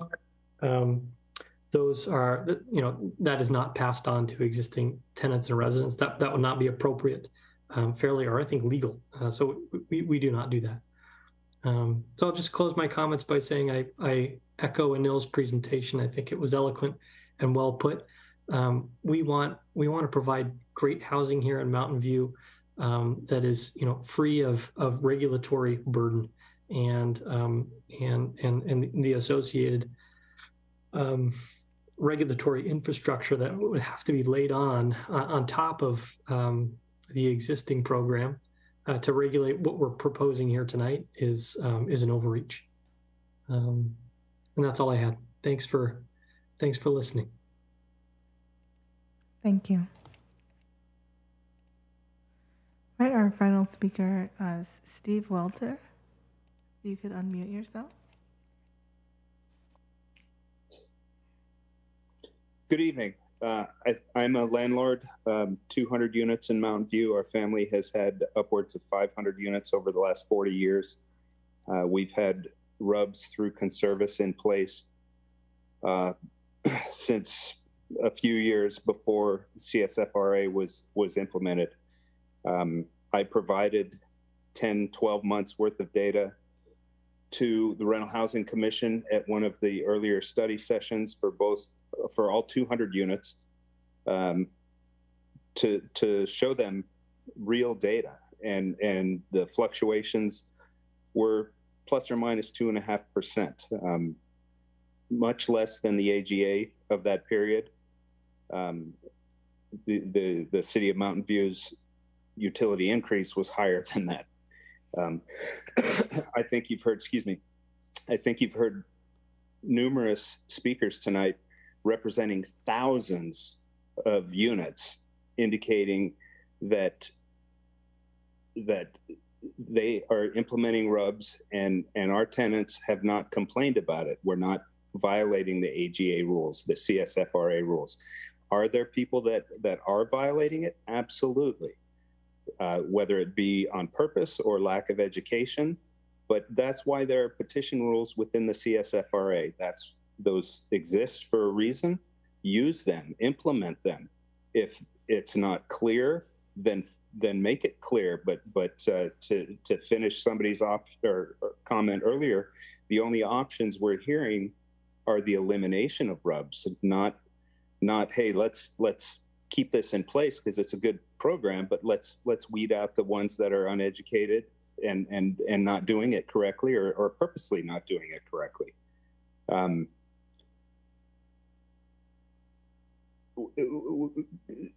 I'll mention the pass-through thing. Conservice bills the tenant pays Conservice pays utility bills. That is an option. That money never comes back to a landlord if they don't want it. Conservice will pay it directly to the city of Mountain View, and the landlord makes up the difference. It's not a revenue generating program for landlords. It's a pass-through. Our program is very similar to Regan's. We have addendums up front that describe exactly how units will be paid. The only difference is we didn't have a not to exceed. I like that idea. We just didn't think about it 10, 12, 13 years ago. So please skip the focus on the options of eliminating RUBS and focus on using the existing provisions and educate and weed out the people that need education. Quick question for Mr. Welter. What percent of are you passing on to tenants? Will you have describe the percent of your utility bills you're passing on to tenants? Yeah, sure. We take off 25% of the bill for common areas, and the remaining 75% is calculated through Conservice and distributed amongst the residents.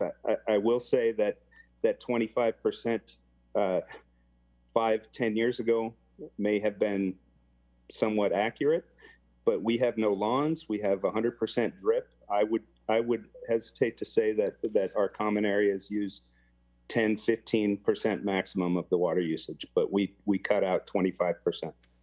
Thank you.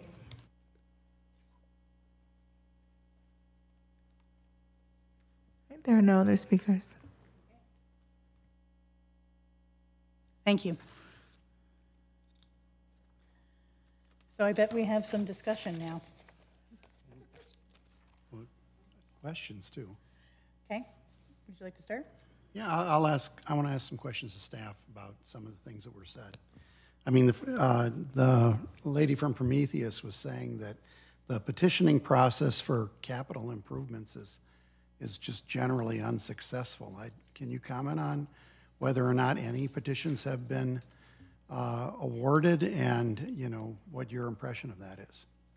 Sure. No capital improvement petitions have been filed to date. Maybe she referred to the general MNOI petitions that landlords can file for an increase of rent, and they have not all been successful. Some rent increases have been awarded in those petition processes. Okay. The staff would like to clarify that the majority of landlord petitions filed through the MNOI process have been successful. I can go and pull the data for you if you'd like, but the majority of them have received an increase. Okay.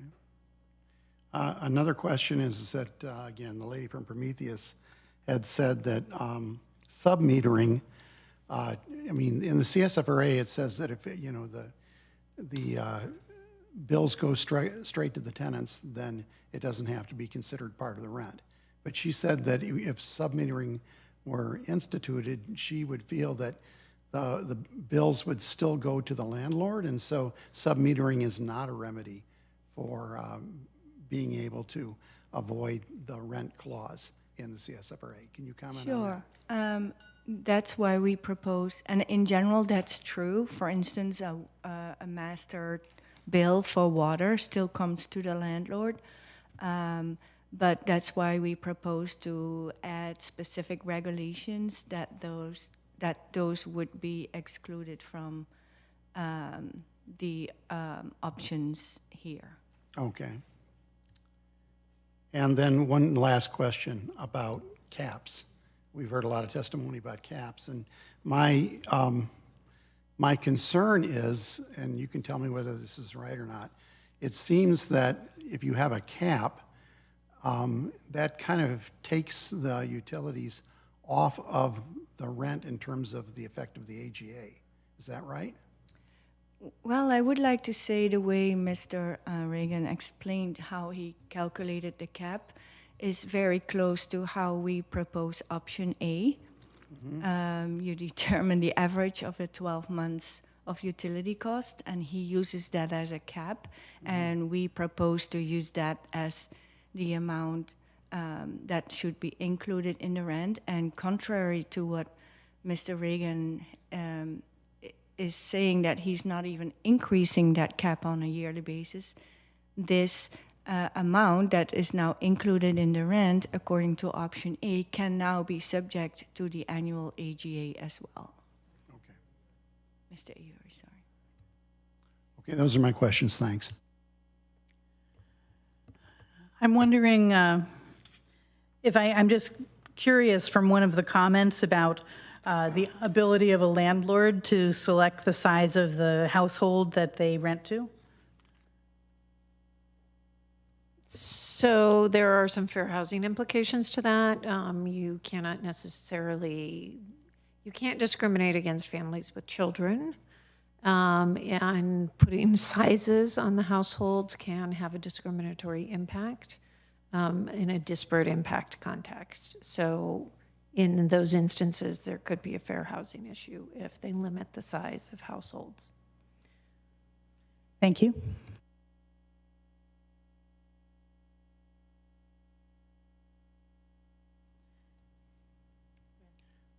I just would like you to comment on something that I heard years ago, that according to California law, that, I mean, it's always legal to,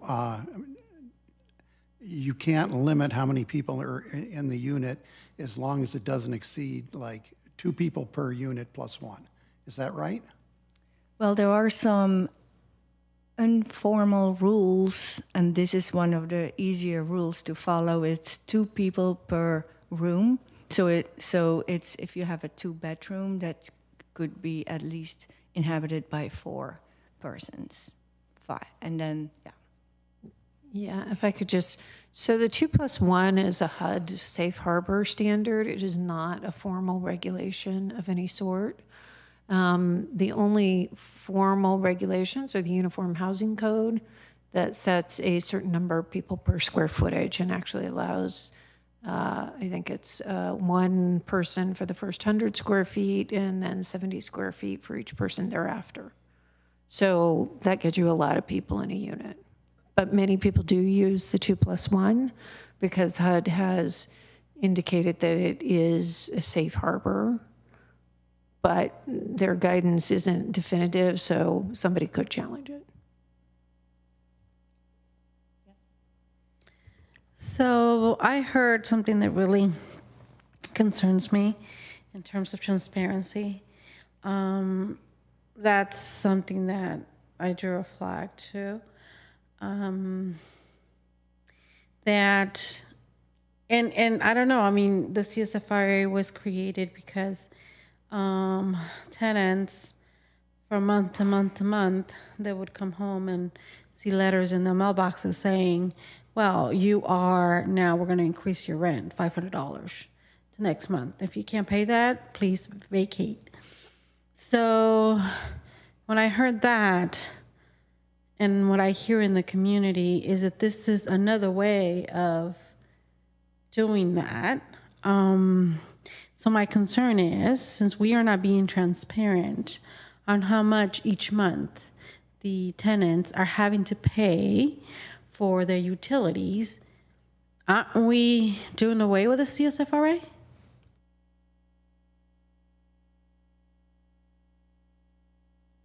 I mean, I'm not sure that I understand the question. Well, if there's a perceived calculation per one of our guests here, so that there's a formula to calculate, but that's not a regulated formula. It's through, I don't know, a policy or something that was created back in the ages. There is not something that is for sure foreseen. For example, I know how much I pay in rent, right? But then if it's calculated per the apartment, per the people who live in the apartment, per how much water, sewage, and everything is being utilized, it's not a breakdown of how much the other tenants versus me, who would be, I'm just using it as an example, would come home and say, oh, okay, this month I'm going to pay $200 in the additional usage of water and electricity and all this other stuff, because there's no formula, right? We don't know. So one of the reasons why the CSFRA was created was because there was no knowledge of how much the tenants would have to pay the following month, again, because landlords would come in and increase the rent as they chose, because there's no, formula or agreed formula on how we can calculate how much you're going to have to pay next month. So that is so that's my question. Don't RUBS it's another form of doing away with the CSFRA and why the CSFRA was created? Well, I think that is why at your meeting 2 months ago, you directed us to come back with these proposals, because RUBS does have some issues in terms of transparency and fluctuation. So that's what we're trying to address with potential regulations.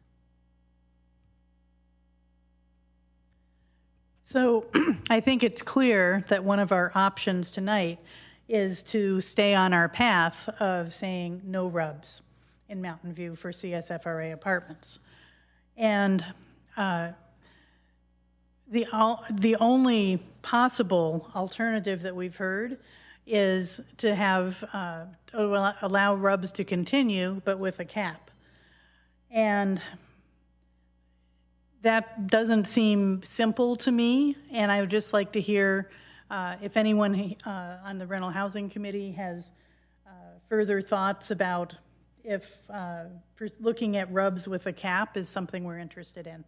Actually, for staff, for the administration of RUBS with a cap, would that be simpler than the one-time adjustment? This was brought up in an earlier study session, and then we realized that you have to include that as part of the rent, and then over the continuing years, you have to calculate the AGA on top of that, but that needs to be of the rent amount, and so a maximum amount, a cap, is not what is actually being paid by the tenant as rent, so that complicates subsequent years after the initial rent to what is the AGA based on. That isn't. So the base for the AGA for any given adjustment would either be the total maximum allowed rent for the previous year or the sum of the amount paid for that year. It should. And that's a question. Yeah. So in other words, because of how our rent law is written, that whatever was actually paid, even if it was below the cap, would be in the base. And so then in the subsequent year, we couldn't escalate the cap legally. We could only escalate what was paid. So that buffer of the cap wouldn't be there. Right.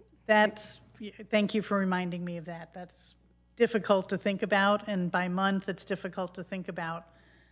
So I think does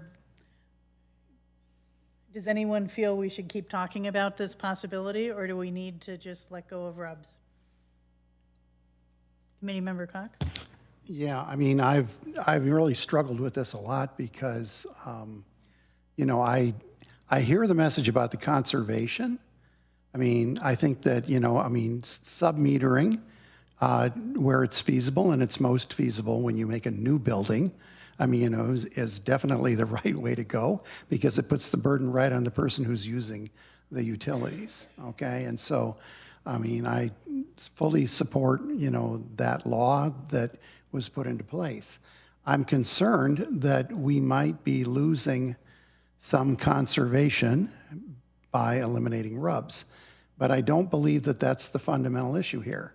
I mean, you know, our purview is, and authority comes in reading the CSFRA, understanding what its meaning is and what its intent is, and then figuring out what needs to be done in order for it to be able to be applied. And, you know, I listened very carefully and read those sections of the CSFRA over several times, and, you know, on what staff had said about this, and I still come back to the conclusion that if you don't have individual sub-metering, the utilities are part of the rent and they're subject to the AGA, and I don't see how a cap will allow that to happen. And so for me, I can't see that as a legal option. Now, I mean, you know, I'm concerned about getting rid of RUBS because, you know, I mean, it may hurt conservation, but that's not where our authority lies. I mean, if the people in this community believe that they really think RUBS is the right way to go, I mean, you know, they can go to the council and they can ask them to put it on the ballot, have everybody vote on it, okay? Or, you know, I mean, they can put together an initiative and gather signatures and have it put in the ballot, and it can be voted on just like the CSFRA was. And, you know, I mean, so that's the legal recourse that I can see right now at this point, you know, if they want to change that. But I mean, I really look strongly that our view is, what does the CSFRA say? And given what it says, what are our options? And from that perspective, I think, you know, we're on the right track with staff in terms of keeping all this legal. Those are my comments. So are we in agreement that we are not going to continue with RUBS? Is there any disagreement? Okay, now we can continue with the rest of our agenda. So now our conversation moves to what are our options for how to do a transition. Can we see that slide, or a slide of our Patricia, options? can you go back? That one? Recommendation 1, first page of the recommendations in the end. In the end.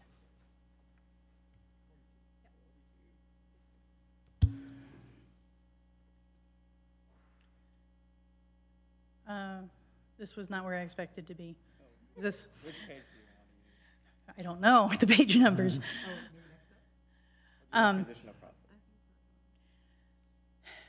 We have 2 pages of recommendations. I guess I was thinking of going to the options for how to calculate. Page 36, I think. Okay.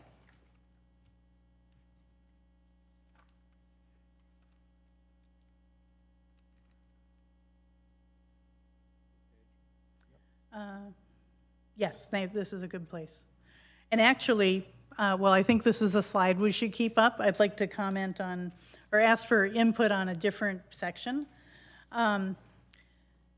So one aspect of, that was mentioned, if we choose one of these methods, perhaps method A gets a different conversation, but if we choose B or C, our method of distributing the total bill or the last 12 months is going to be different, almost certainly, than how the RUBS process distributed that bill. And so there was a suggestion in the staff report that there might be an option around kind of instant refund to tenants. And I don't see that as something I'm interested in pursuing, because I think it's only would be about distribution changes. So in other words, I think we'll never get anything perfect as far as distributing the total amount of bill into the additional rent increases. But I don't think that what we choose and come up with is going to be something I want to hang my hat on to say that therefore we might owe tenants refunds based on our calculation amount. So I'm wondering if other people agree or feel differently about the possibility of tenant refunds.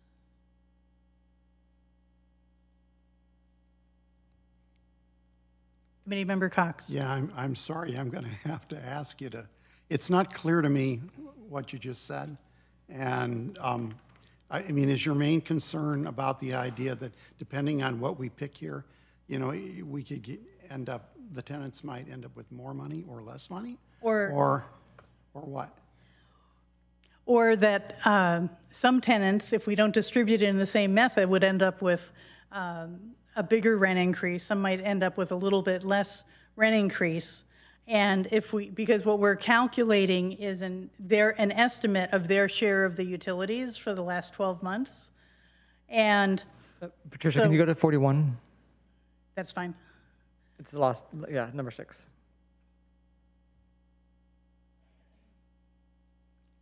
The one Tell me when I get there because administrative I can't timeline. see the page numbers. Oh, administrative I can't timeline. see the page numbers. The one with number 6 at the bottom. That one. This one? Yep. Yes. Thank you. So, Edie, you're talking about the last item here? Yes. Thank you.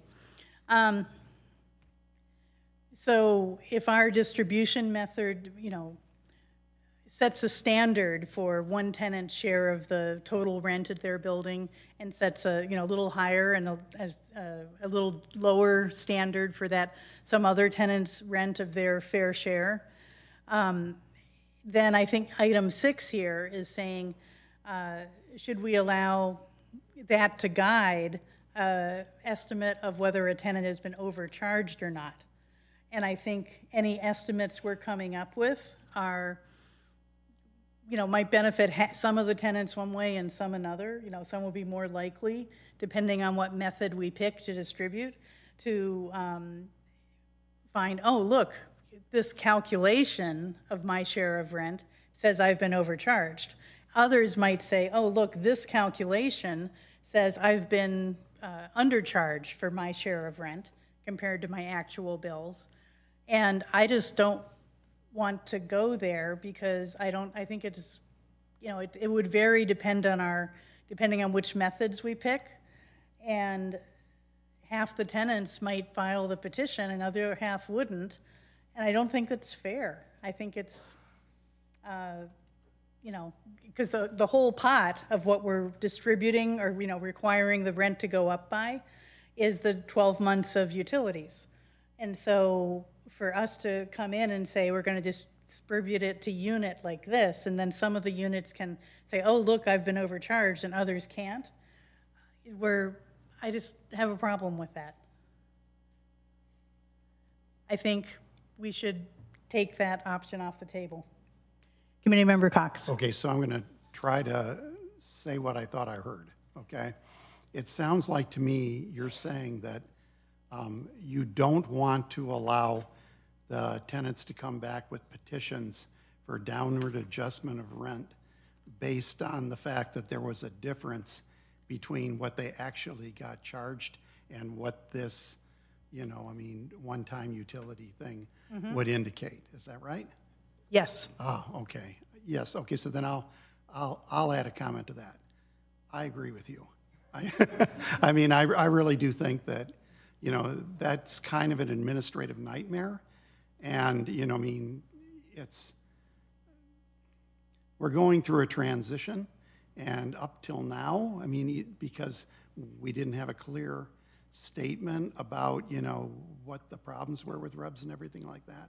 I think, you know, trying to, like, you know, back judge this is not the right thing to do. So I would just not do that.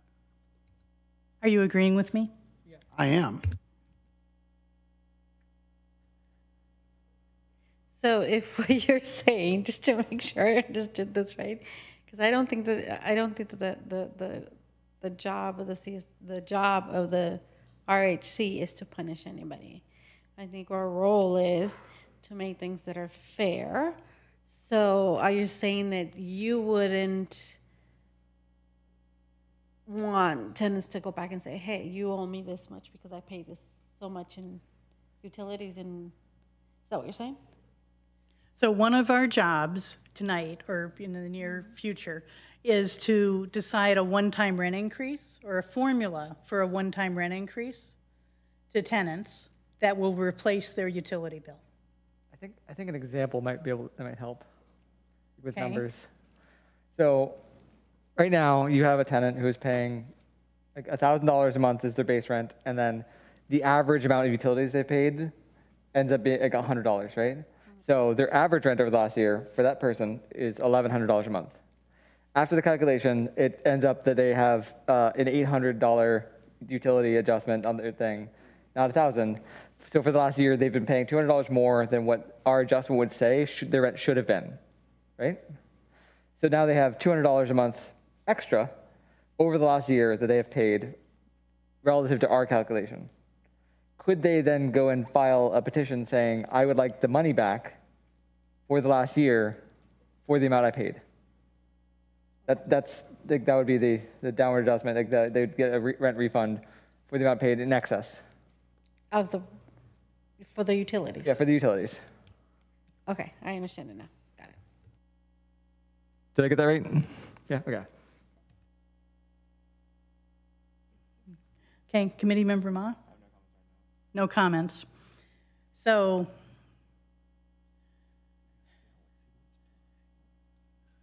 do you have comments, Committee Member Brown? Wait, are we a water board? Come on. You're an applicant, Committee Member Brown. Come on. So I am not hearing anyone disagreeing with me and some people agreeing with me that I think we are going to, and this will help me have a better conversation about our distribution method or our calculation method rather for the one-time adjustment.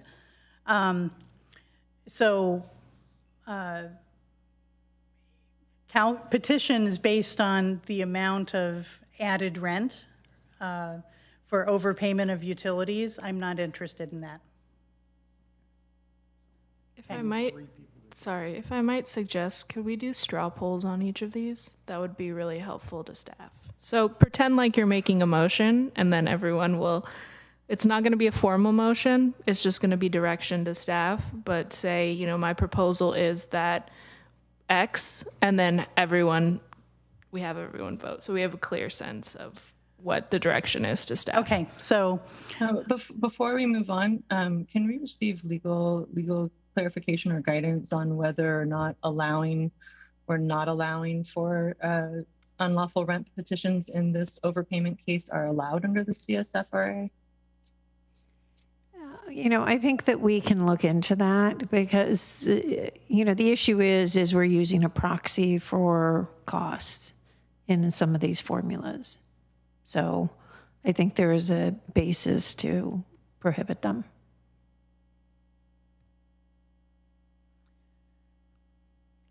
So are we clear on this item, or should I phrase it and do the straw poll? I think it will come back to you in the recommendations. So if you work through the recommendations, this question will pop up again. And then we can... I want to get this resolved now, though. Okay, sure. So let's just do a straw poll. So my proposal is that, how do I word it? This is item 8 in the recommendations. Like on the slide, to disallow downward adjustments of rent in the case of the one-time utility adjustment petitions, if they result in overpayment. So instead of allow, you can just say disallow. And then take a straw vote. I'd like to phrase it just slightly, saying based on one-time utility adjustment petitions. Okay.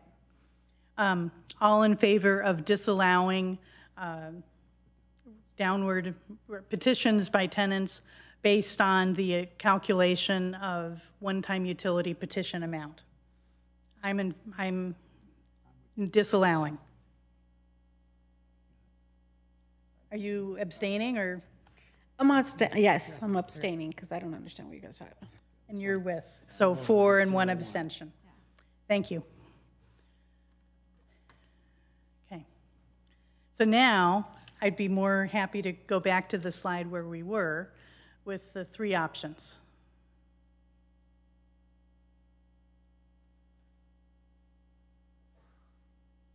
Okay. So if we go with option A, we're including we're kind of relying more on how the actual RUBS was calculated for the tenants. And I'm not very fond of how the occupancy-based calculation of RUBS, because for some speakers tonight, it was very clear that they would never include a vacant unit in distributing, but we also don't know that that's a universal practice, and we have some suspicions that vacant units, when a unit is vacant, that there is an impact on the tenants who are there of increasing their utility bills. So I am inclined to not use method A and use A or use B or C. Other comments? Committee Member Brown? Yeah, I was compelled by the staff's noting just the administrative overhead for A and just how complicated it would be to collect the rent statements for the past 12 months for each unit for the petition. So that alone makes it not as favorable to me. Committee Member Cox?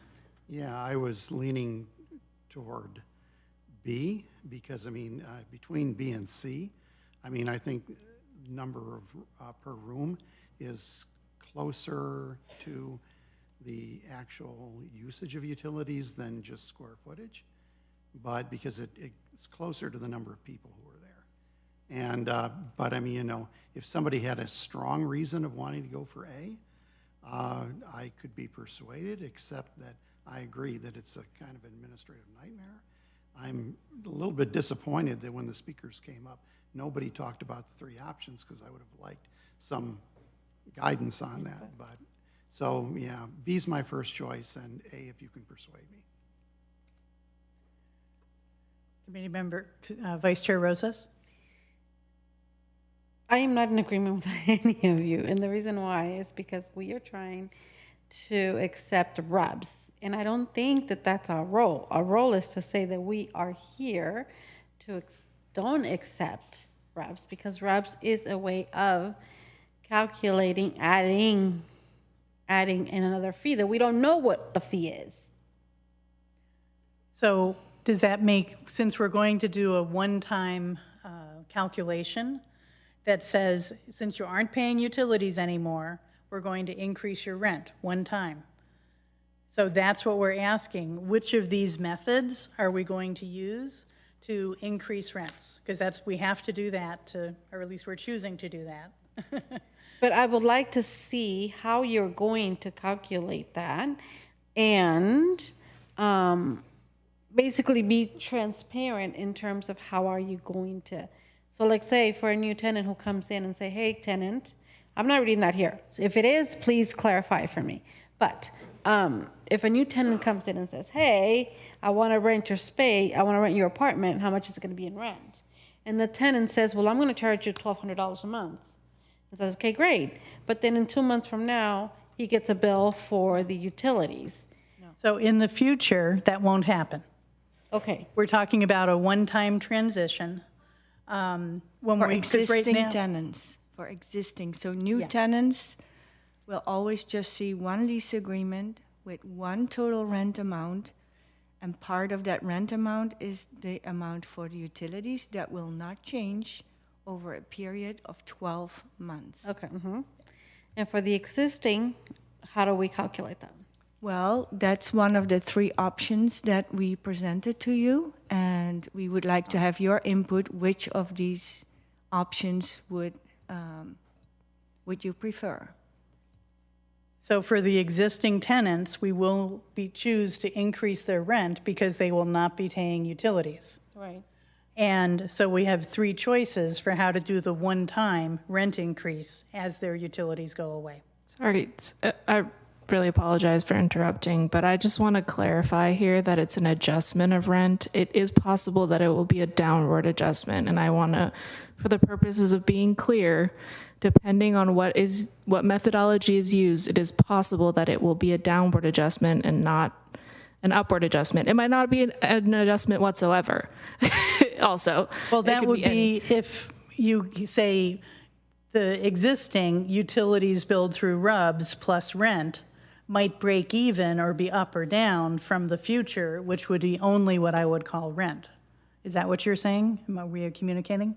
The amount that is, if the formula that you use is less than, it ends up being less than the average amount per month that the tenant has been paying, then it's going to be a downward adjustment.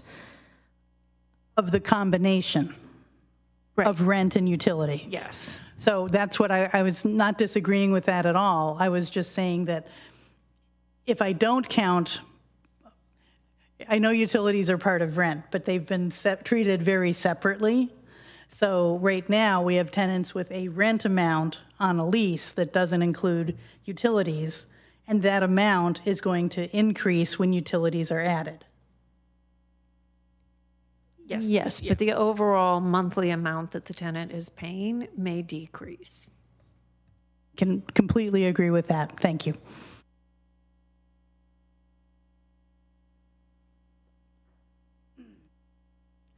Go ahead.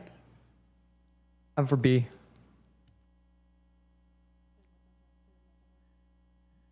Well, no, I wasn't trying to do a straw poll. I was saying that in general I support B. We can at some point do a straw poll. Okay. Does anyone want to speak to, does anyone have C as a favorite choice? Okay, I think let's do a straw poll in favor of using B. So should we just raise our hands in favor of B?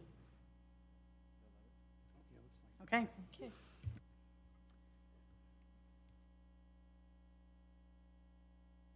Should we address next? The recommendation slide has a list of questions. Okay.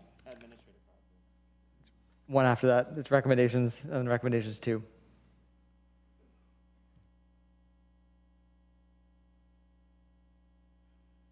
So we just did 2. And then we also did 8 earlier. Oh, I think we need to clarify one thing on 2. I move that we drop from the staff recommendation the phrase that says, or the lesser of HUD-based utilities. Committee Member Ma. Well, I mean, the point of lesser is because the housing authority has, data of evidential from their properties of how much people would like at maximum spend. So for cases where the RUBS bill is just for some reason extremely high, you probably do want to make like a maximum cap for that, which would be the housing authority. But that'll be, again, we're choosing the lesser of the two options, which hopefully for the most part will be the current, value we calculate, but at the worst case, it could be something ridiculous. Committee Member Cox. So here's a case that I'm wondering about that, using this Santa Clara Housing Authority utility allowances might help with. And, because I appreciate the clarification you gave us in the answer to questions, because I didn't understand until you answered that for me, where this even comes from. And it isn't like it's a hard and fast law. It's just a good set of data on what's reasonable, right? But let's say a unit during the last year had like a massive leak or something, right? That could kind of skew the data in terms of what the one-time adjustment could be. And so, if you factor in this Santa Clara Housing Authority utility allowance, that would kind of like make that outlier is not going to apply in this situation. So that's why I would argue for keeping it in. Go ahead. Who would like to comment? Yes. Also, the allowances are, I think, roughly, if you sum them up, around $200. Is that correct, Anki? Or for the sum of all the allowances in the Housing Authority allowance sheet, that's about 200. Yeah, they often come to around that range when you add up all of the categories. So that's, we're saying that's a cap for the calculation due is like a flat $200 a month on utilities. So, which again, I imagine that to be very difficult for anyone to reach, but it is a nice number just to keep in place.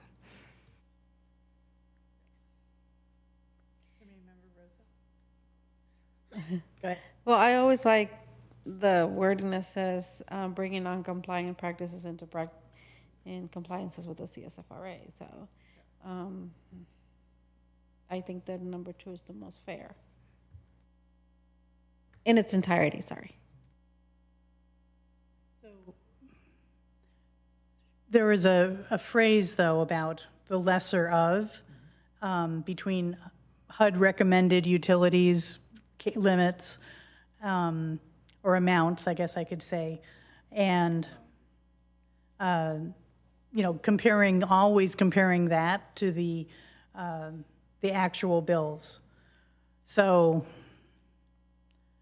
I don't know. I'm just imagining a place with lush landscaping that everyone enjoys and a pool, and I'm not sure if the HUD provides for that, but the current standard does provide for that. I believe it's not mentioned in the slides, but we are taking out in the calculations the common area percentages, right? Like before we distribute to unit, we first say from the total bill amount, cut 15 to 25% from the common area uses, which would be the lawn, which would be a pool. That's correct. Yeah. But also take into account that the Housing Authority calculations are meant for any rental unit that is going to accept a Section 8 voucher, and that could include any types of rental unit, whether that property has a swimming pool or not. But I think they are based solely on the unit utilities cost, not the common area. So they've already taken those out. Help me understand that a little more. So the utility allowances is calculated by the housing authorities are based on the actual utility usage estimates for apartment units, not a property as a whole, but the unit. So not including common utilities necessarily. So now my brain is not narrowing, it's expanding. Do you want another example? No. If nothing else, it's a good standard to compare and get an idea of the real numbers that are being presented by the landlord. Is it in that ballpark or not? My other expanding question, sorry that I'm not limiting at this point, is the carve out of utilities for the common areas. How do we decide that if we're coming in with a new distribution? I mean, are we, I just don't know what to do with that, so I'd like to hear other people's thoughts. So the Rental Housing Committee can provide input to staff on how you want to deal with that. Should we further detail that in regulations according to a certain what options are available and what amenities are available in certain properties? You can further detail that in the regulations if you like. So this is my concern. My concern is like, if you have rubs and then you are going to now charge for some buildings that have a gym, now you're going to tell someone you can charge more for the usage of. No, and actually we're arguing the opposite. Okay. Like an example we heard today from a landlord is that he is deducting 25% of the utilities for common areas. Okay. So what we're discussing right now is what would be a good percentage to state as a common area deduction before you make the calculation for each of the units. I see. Okay. Sounds good. Yes. I have a question for staff. So if we were to set directions to set a default amount to deduct from common area, but allow for as part of the process for the landlord to say, maybe they have more expenses that they want a higher, let's say, that there are more, that they want to change the number and they would like to provide evidentiary evidence to change that number. Is that more work than your staff can handle at this moment, or is that something we can give direction now? Because I understand if we give a range, the range is going to lean towards the lower amount of common area deduction.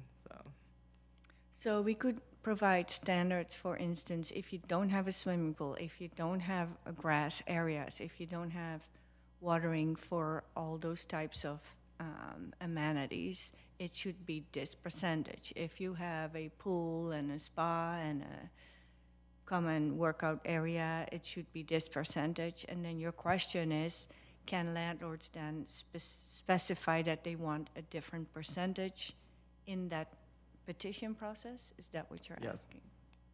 Roughly, yes. That's probably an option, and that will require more work for staff, for sure, to determine that.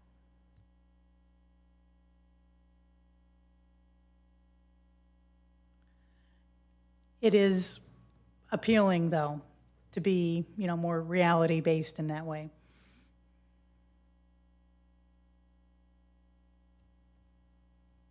Yes. Yeah, I can go for that too if it's not too much work.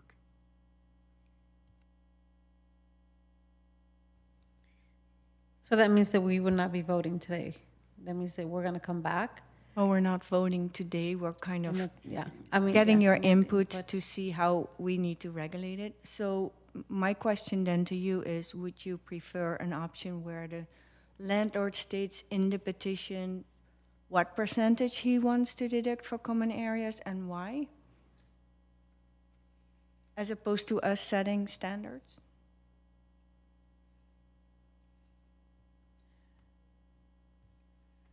I think we should ask that information.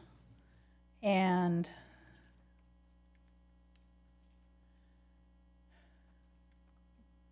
Councilmember Brown? So option C had this baked into it because it's square footage of the property. So the percentage of the property that was common was excluded because it wouldn't be charged to one of the units. Although I'm not sure how that differentiates between lots of landscaping and not much landscaping. So. You could do a combination of the two. is not one of the recommendations up there, but just listening to this conversation where you would deduct a percentage based on the percentage of square footage in the property that is common areas. So if 15% of the property is common areas, you deduct 15% from the total bill, and then the rest of the bill is distributed pursuant to the rooms. Do you have any ideas about how to deal with more or less landscaping or pools?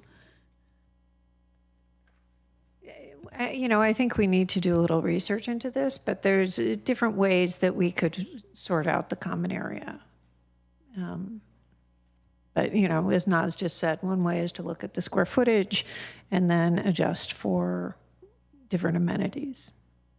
Which is sounded good. Committee Member Cox. Yeah, I would just recommend that you come back with 3 options for us rather than our spending it, try to figure it out tonight. Committee Member Vice Chair Rosas. Now, I think you guys already talked about this, but one of the things that I just thought of, it's like, okay, so we're going to exclude, we want an option with excluding the common areas, and then what about for the apartments that are empty? So as part of this process, the apartments that are empty would not be subject to the petition because the property owner would be entering into a new lease with those tenants, and they can set the rent as part of that lease, and presumably they will include a rent that is sufficient to pay the utilities, because part of the regulations that we're proposing is for all new leases, you cannot use RUBS. You cannot charge RUBS to your tenants. So those vacant units would not be part of this calculation. So basically how the calculation would work is that you would take the total bill and you take the total number of rooms that are in the property, you split that bill by the total number of rooms, and then if, for instance, there's I'm really simplifying this, but if there's a 2-bedroom unit and we're saying that's 2 rooms, you would then take whatever the amount is per room, and that's how much that unit would pay. So if there are vacant units, that's just for the landlord to cover until they get a new tenant. Sorry, that makes sense now to me. Thank you.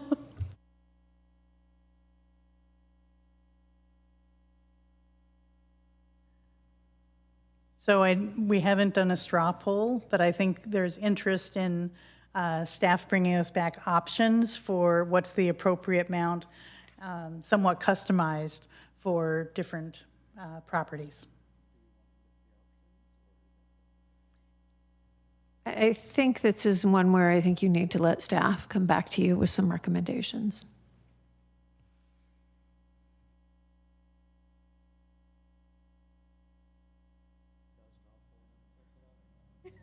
Not at this time. Okay. Should we do a straw poll for 1? Yeah. Okay, so I think we've pretty much done this, but certainly we can do the straw poll. Let me just take it in. Draft regulations clarifying prohibition of using RUBS or similar systems to bill utility charges associated with use and occupancy of CSFRA covered units. So this won't happen right away, but it'll be the first thing to happen.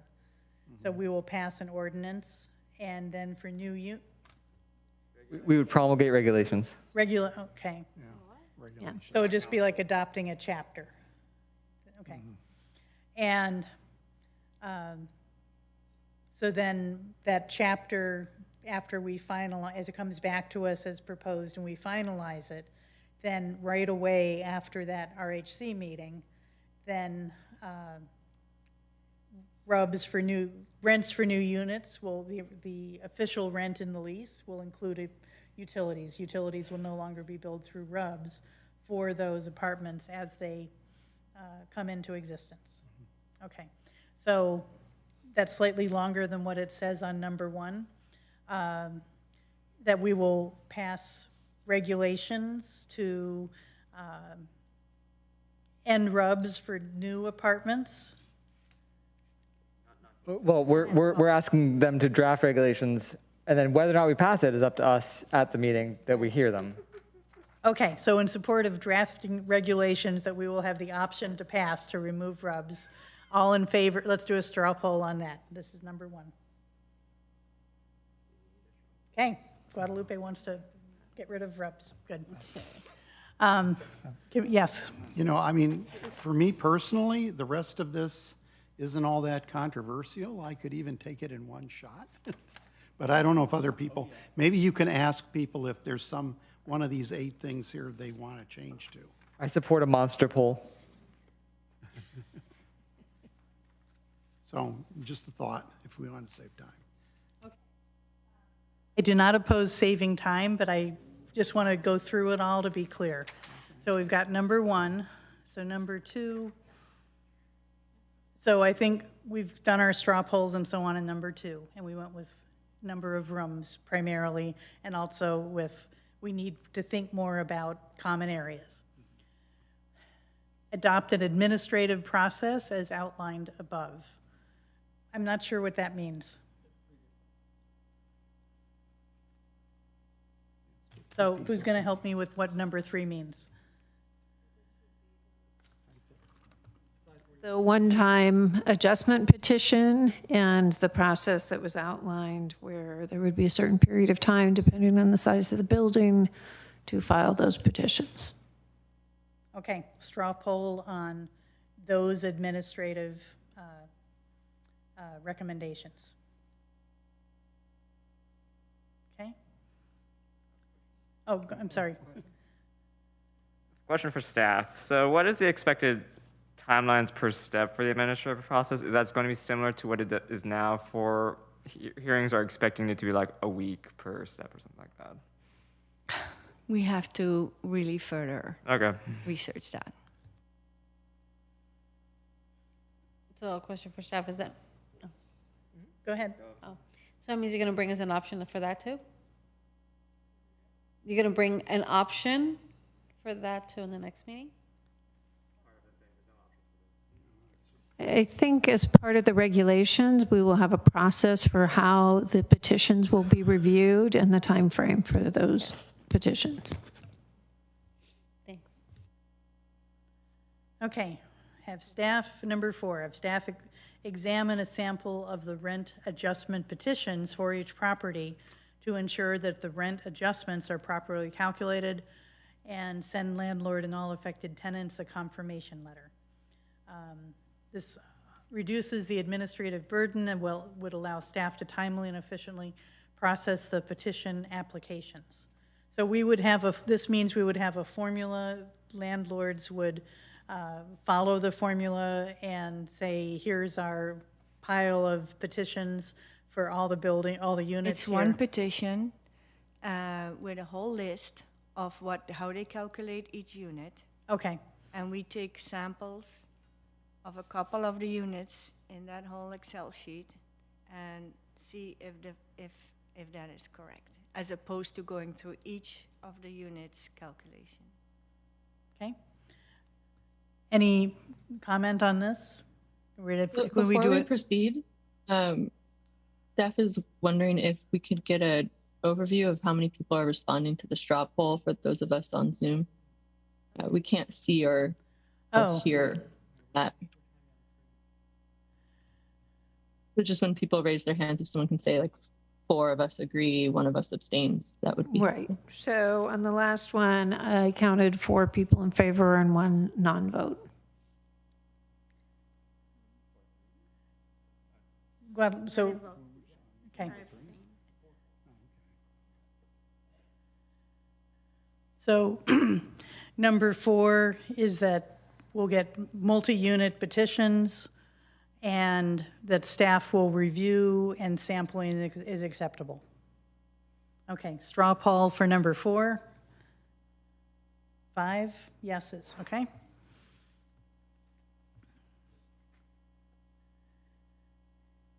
Are there more recommendations past this? Okay, next page, please. Staff to review one-time utility adjustment due to limited availability of hearing officers and an increase in filed petitions in general, so that staff will take this on. Is there any conversation? Straw poll on staff doing this? 5 in favor? Sorry. Oh, sorry to staff. I think she's apologizing to staff. Yeah. I'm saying thank you to staff. Okay, so number 6 is these deadlines for adoption of the one-time petitions. And any comment on this before we move ahead and straw poll on it? Yeah, can you explain to me what these timelines are? For like 6 months from the moment that they petition, or 6 months from it becomes in effect? That would mean 6 months from the time we launch the forms, so that the landlords can start filing the petitions. So we need 6 months to prepare all the documentation and all the procedures, publish the forms, guidelines, give some outreach on how to do this, etc. So filing petitions won't start for 6 months in your estimate, but then it will start, and anyone could file a petition, but the deadline at any time, but the deadline is staggered. Okay. Alex? Okay. Straw poll on number 6. 5 in favor. Okay, number 7, include a provision in the draft regulations pausing the filing and processing of any tenant petitions based solely on RUBS until after the deadline for submission of the one-time utility adjustment petition has expired. I mean, this may have changed a little when we still could imagine varied reasons, possibly, which may be accepted or rejected for a petition based on utilities or RUBS. I mean, is there an example of what we would expect as an example of number 7? Yeah, a tenant could file a petition stating that RUBS are illegal and that all the utility payments they made is unlawful rent. Okay. And we would like to pause that.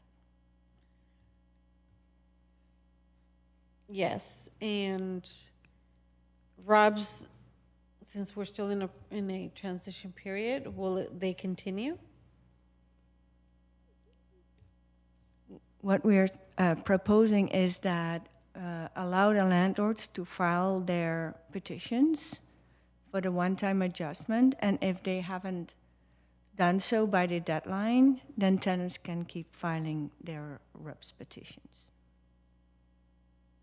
And until a property has their one-time petitions completed, they would continue using RUBS, but not for new tenants, only for existing tenants. Which is very confusing, especially for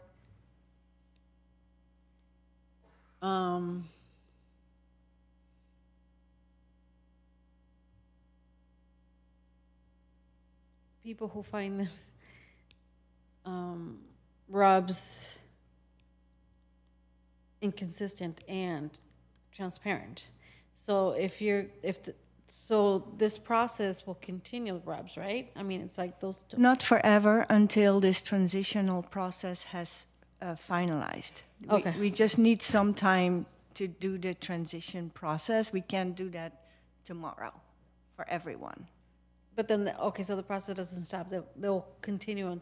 So they'll have, this process will continue. And then 6 months after you have all the documentation ready, it'll still keep going? Then the landlords file their petitions, and then until those petitions have been decided upon that time, the landlords give that outcome of that petition to the tenants, and that's the time that they transition from RUBS to this new methodology. But I don't think anybody's going to do it. Nobody's going to petition because it's so confusing. I think all the landlords have to petition, and if they don't, then the tenants can start filing their downward adjustment of rent petitions for unlawful rent. Sorry, that's.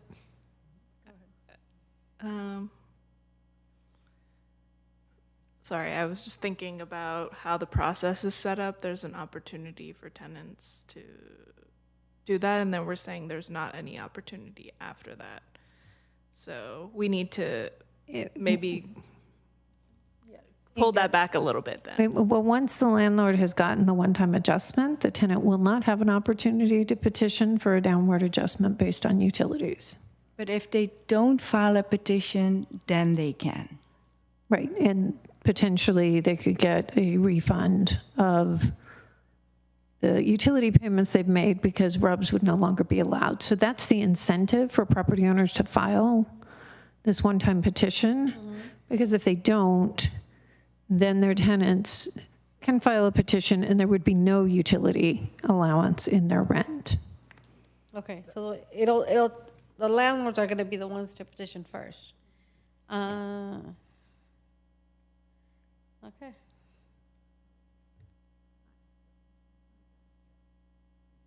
So are we ready for a? Yes. That was actually going to be my question is 18 months from now, or from passing the thing, when the deadline's filed, any landlord that has not filed within the window, if their tenant files a petition for downward adjustment, would it be just the base rent with no utilities included or factored in at all? Would be the assumed base rent under CSFRA?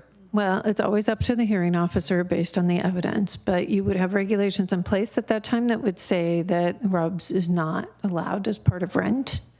So a hearing officer could decide that it's just the base rent. Thank you. Okay.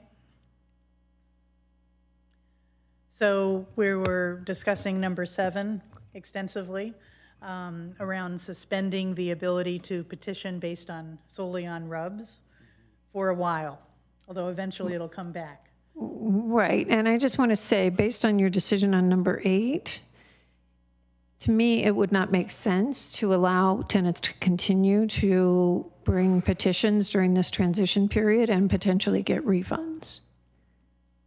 So suspending petitions during Right, this time. because if you don't think tenants should get a refund after the adjustment, what you're going to encourage is a slew of petitions from tenants during the transition period so they can get refunds. It's necessary.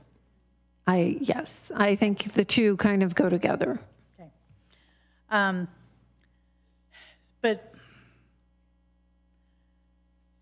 in my opinion, there might be ways a tenant could petition in the future. I mean, do we have to totally close the door on tenant petitions related to utility costs? Well, in order to make this process effective for both parties, I think, the tenant in the proposed process, the tenant will have an opportunity to respond to what the landlord presents. And so the process presumably will give both parties an opportunity to participate. But once the decision is made, if the tenant can then bring a downward adjustment petition, then essentially you're calling the process into question. Which we wouldn't want to do. Right. Okay.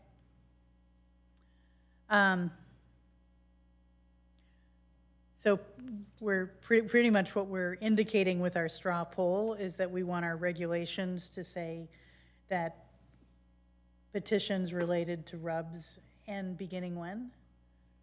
Once the regulations are adopted, petitions regarding RUBS would be paused. They wouldn't end, because if a property owner does not file for a one-time adjustment, tenants then would be able, after the deadline passes, they would be able to file a petition. Okay. So it would be a pause during the transition period. Okay, straw poll on a pause in petitions related to RUBS during the transition period. Okay, 5 yeses. And we already did a straw poll on 8 saying no. Is there another page of recommendations? Next steps. Okay, today to provide input and recommendations for potential regulations, I think we have. If directed, staff to provide draft regulations in a subsequent meeting. And upon adoption of potential regulations, staff will start implementation of the one-time utility adjustment petition process. Okay. Are we done with this agenda item? Anything else we need to cover? Okay. Thank you very much. You're welcome. Okay. More to go. Just a minute.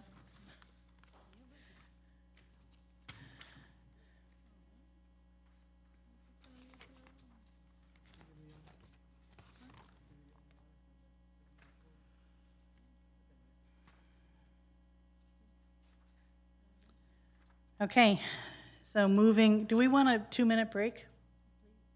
Okay, 2 of us do. We're having a 2-minute break.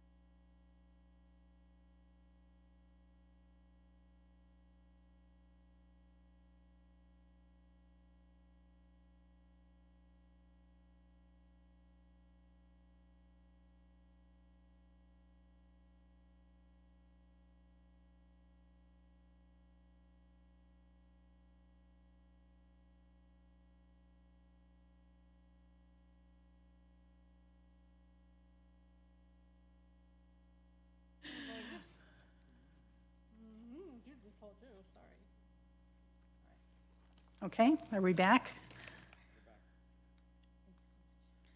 So, Andrea, I can go? Okay.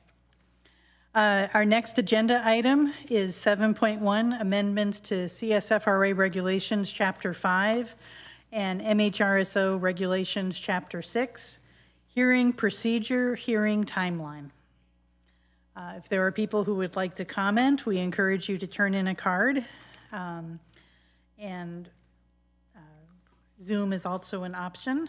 And we will begin with a staff presentation.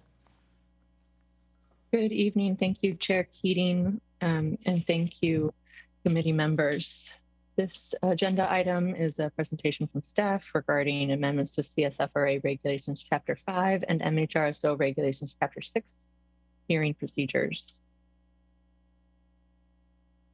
So the purpose of this agenda item is for the Rental Housing Committee to consider amending CSFRA Regulation Chapter 5 and MHRSO Regulations Chapter 6 hearing procedures to revise existing timelines in the petition process.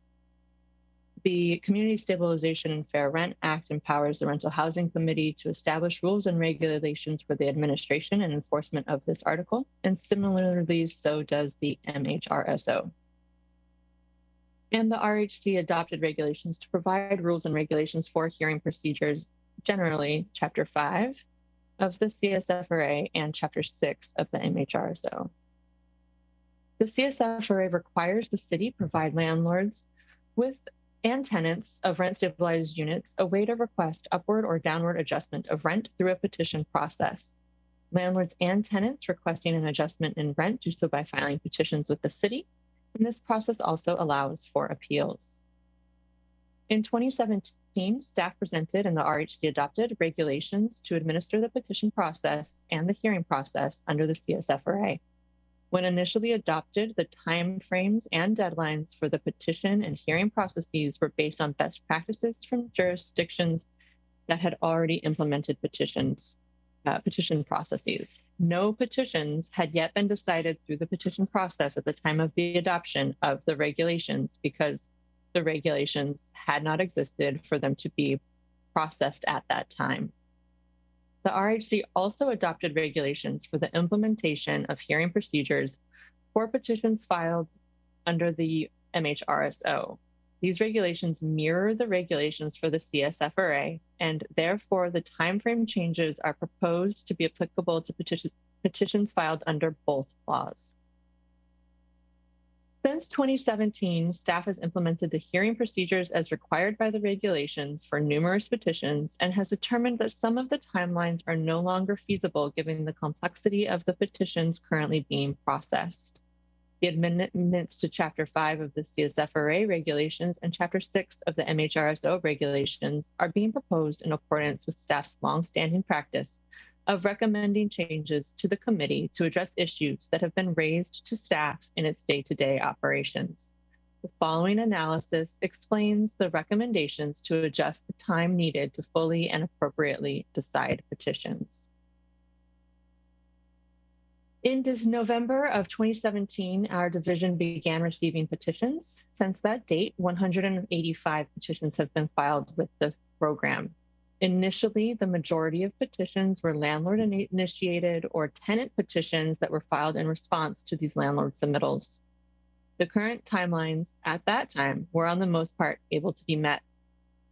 And at that time, other types of petitions filed by tenants included banked rent increase hardship petitions, rent rollback petitions, and single-issue habitability petitions. These are all relatively easy to process and for the hearing officers to decide.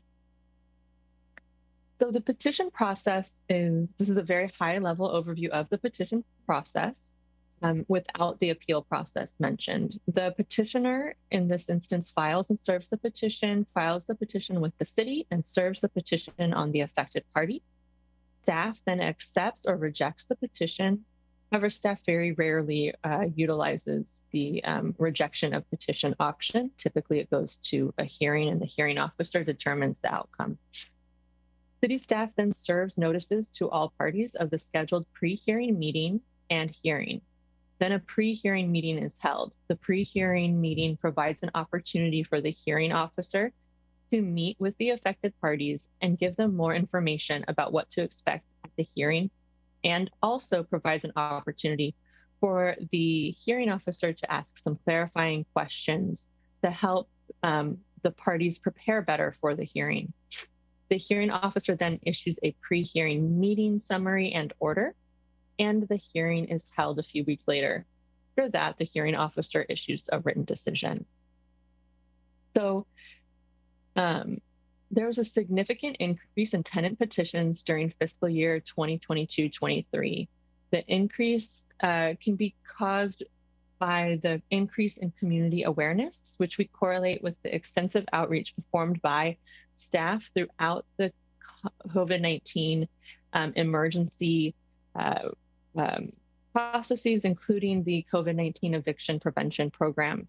The eviction prevention program fostered a sense of trust among community members in our division and provided tenants an avenue to address their concerns and access their rights. The increase in filing coincided with an increase in the filing of multiple petitions for single units and or the filing of petitions with complex issues for single units. Multiple units have filed unlawful rent and failure to maintain property petitions at the same time, which also have required translation and inspection services. So basically what this slide is saying to the Rental Housing Committee and to those of us who are joining for this presentation this evening is that we've seen an increase in the number of petitions filed during fiscal year 2022-23, as well as an increase in the number of petitions filed that are complex or contain multiple issues, and that then also require translations and inspection services. Also, we've seen an increase in petitions that are being represented by lawyers, where either party, the affected party or the tenant petitioner, has legal representation. In these instances, the process does become more lengthy, and we've seen that on both sides when there's representation for either parties. And this trend has continued in this fiscal year. So far, half of the petitions filed have multiple issues or have tenants in that same unit. So one single petitioner is filing multiple petitions for different reasons. They contain interrelated issues and consequently increase the complexity required to analyze and decide the petitions. We've also seen a continued increase in the number of property inspection requests, legal representation for parties, and interpretation and translation needs. These factors increase the time needed to fully and appropriately adjudicate petitions. So as you can see here, we have a table that shows the trends in petition submission.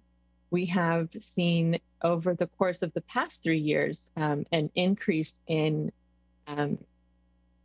the complexity of the petition submissions year over year, with back here in 2021, 2022, when we very first started the COVID-19 eviction prevention work, we saw a slight increase in the number of petitions being filed that had multiple issues and the number of petitions being filed that required translation and interpretation. And then as you see in 2022-23, we also had another uptick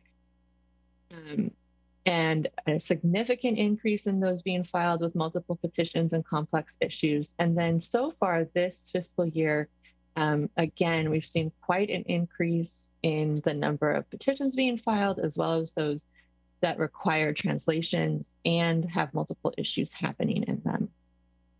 And one thing that I did want to clarify is that when we have a unit that files a habitability petition and an unlawful rent petition, those petitions are held together. Those hearings are held together and processed in one decision. So the hearing officer takes into account both petitions that are filed and their adjudicated at the same time. So that also impacts some of the ability of hearing officers to follow the timelines that we're experiencing. The analysis to inform the amendments that we're proposing included the length of time required to process and decide petitions, the number of petitions filed with the program, the number of documents that require translation. So when we do have translation and interpretation requests, that means that all of the documents that we typically provide to the tenants or to the property owner have to be translated in whatever the language is that is being requested. So for instance, we send out multiple notices and communication points with parties throughout the process. This includes the actual decision itself, any kind of hearing orders that the hearing officer requests, any of the notices that staff sends out as part of the administration process. All of those have to be translated for the parties. There's also scheduling challenges between parties to the petition, translators, interpreters, and hearing officers. There is the inspection request that we spoke about earlier, legal representation analysis among parties, the number of hearing date changes, the number of decision extensions required to be sent to the parties, the review of the appeal deadlines and feedback from parties, as well as feedback from translators and hearing officers. All of that was taken into account to inform the proposed amendments that we're about to talk about. So this is the current timeframe for rent decrease petitions. You'll be seeing another set of information for rent increase petitions. And you can see what we're proposing here. So a lot of this does not have any proposed changes, not until we get to the actual hearing date being held. The current procedures for no settlement conference requested is 45 days from acceptance of the petition. And we're requesting an increase to 60 days. And then for the pre-hearing settlement conference petitions where a pre-hearing settlement conference was held, but the settlement conference was unable to resolve a petition in whole or in part, we're requesting 60 days for the hearing to be held, to be in, excuse me, one moment, to be in correlation with the no settlement option. And I'm just experiencing a slight technical difficulty. Give me one moment.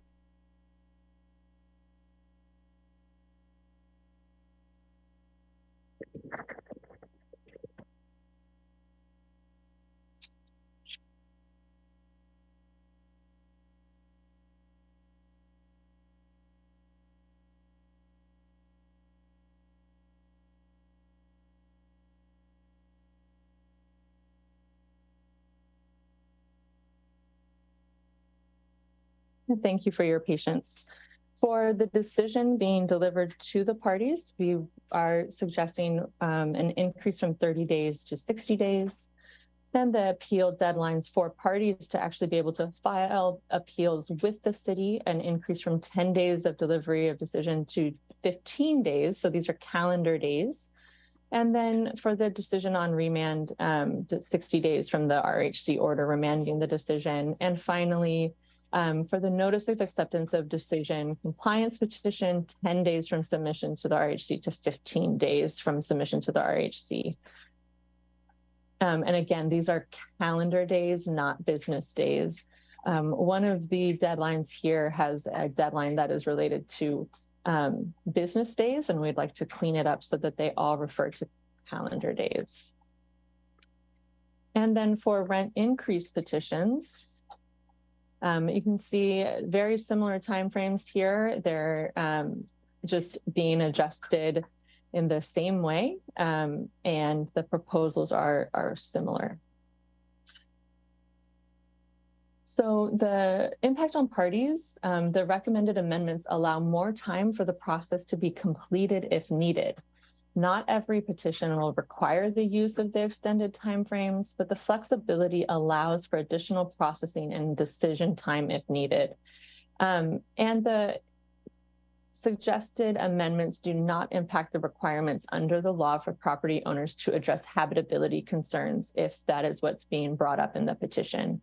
One of the benefits to staff of these recommended amendments is that it reduces confusion and potential anxiety when the decision timeframes are not able to be met at the current with the current timeframes.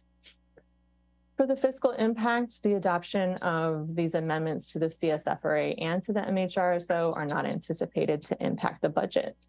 And the recommendation from staff is to amend regulations chapters 5 and MHRSO regulations chapter 6 to revise the existing timelines in the petition process. And that concludes staff presentation. We're happy to take any questions.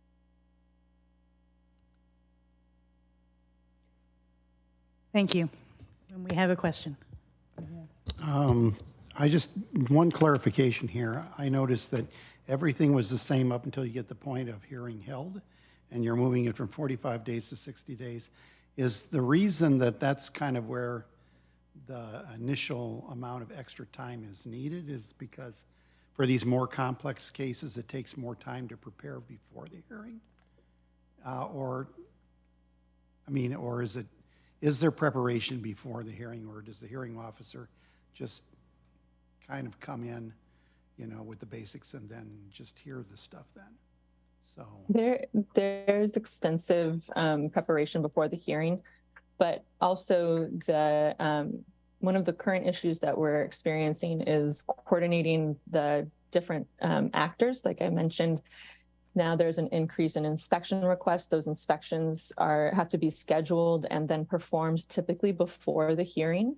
And the coordination for the translations team to be able to join us for the meetings, for the hearings and the pre-hearing conferences does also impact our timeframes. And if there's any request for legal representation, again, that impacts the timeframe for scheduling and holding the hearing even more. So what we're seeing is all of those things kind of compound together and push that deadline out. Okay, thank you. Can staff explain the difference between the timelines for the increase and decrease petitions where the pre-hearing settlement changes dates by 15 days between the two? I know that's not under consideration for today's changes, but just for personal knowledge.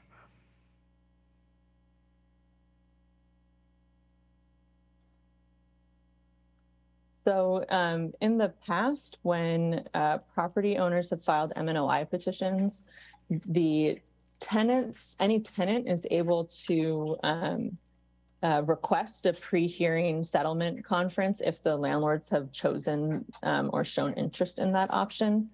And when that happens, that means that there are potentially multiple units entering into individual settlement conferences. And so having that longer time frame to be able to settle those and finish that process is beneficial to the process. And that was, I believe, set up based on recommendations from peer jurisdictions. So keep in mind that this was something that was determined when we first started adjudicating petitions. Okay. Okay, other questions? Okay, do we have any discussion, or are we ready for a vote? Oh, I'm sorry. Thank you, guys. Are there any members of the public in person or online who would like to comment? Andrea, anyone online? No public comment online. Okay. So now, Committee Member Ma. I guess a question for staff. Is this a case where eventually to address longer timelines, we need to hire more staff, or is this right now not blocked by a number of staff at this point? This is not a staff issue at this point. This is a process issue. So for instance, to provide a little bit more background for one of these complex petitions, if we have a situation where there needs to be translations happening and we have a petition that has multiple issues for the hearing officer to consider, under the current timeframes, petition would need to be, the decision would need to be written within 7 to 10 days of the hearing being held. And then that would then need to go through all of our internal reviews and then be translated to meet that 30-day deadline. It's very, very tight and actually just not really feasible or functional, no matter how much staff we have. Are there other questions? Discussion? Can we have a motion? I would like to make. Yes, please. Okay. I would like to make a motion to amend the CSFRA Regulations Chapter 5, Hearing Procedures and MHRSO Regulations Chapter 6, Hearing Procedures to revise existing timelines in the petition process. Committeemember Brown? Second. Okay. Andrea? We'll begin the vote with Committee Member Brown, Yes. Committee Member Ma, Aye. Committee Member Cox, Yes. Vice Chair Rosas, Yes. Chair Keating. Yes. Motion passes unanimously. Thank you.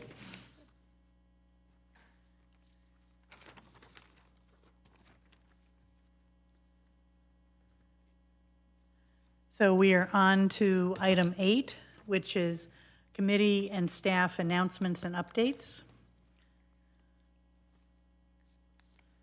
All right, thank you. So we'll start with agenda item 8.1, where we'll go over the upcoming workshops and help center dates.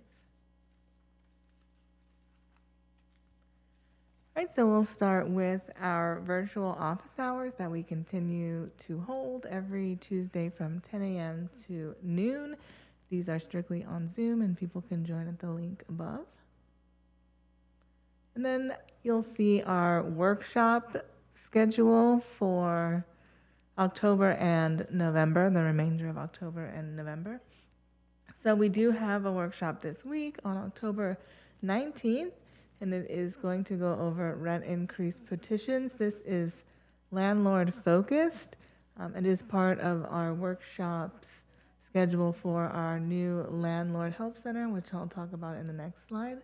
This will be hybrid. It will be online and then virtually at our office, 298 Escuela. We also will be holding a renter protection workshop on October 26th. This will be at 1 p.m. and it will be in the senior center as part of their workshop schedules that they hold. And then starting in November, we have November 9th, accessibility and accommodations. This will be an evening workshop at 6:30 p.m. Open to all, so anyone can come. It's not specified at a certain group. This will be hybrid as well. And then November 16th, we have a 2 p.m. Focused renter protection loss in Mountain View, where we're going to be focusing on educating and connecting with realtors and new property owners. Again, hybrid. All right, and here is our rollout of our housing help center for landlords. And this will be held hybrid, so it will be online and it will be at our 298 Escuela offices. And this will be held the same days as our general housing and eviction help center that you've heard a lot about. So it will also be on the first and third Thursdays of the month. However, this one will be held more in the afternoon during working hours for property owners and property managers. So this will be 1 to 3 p.m. or online through Zoom.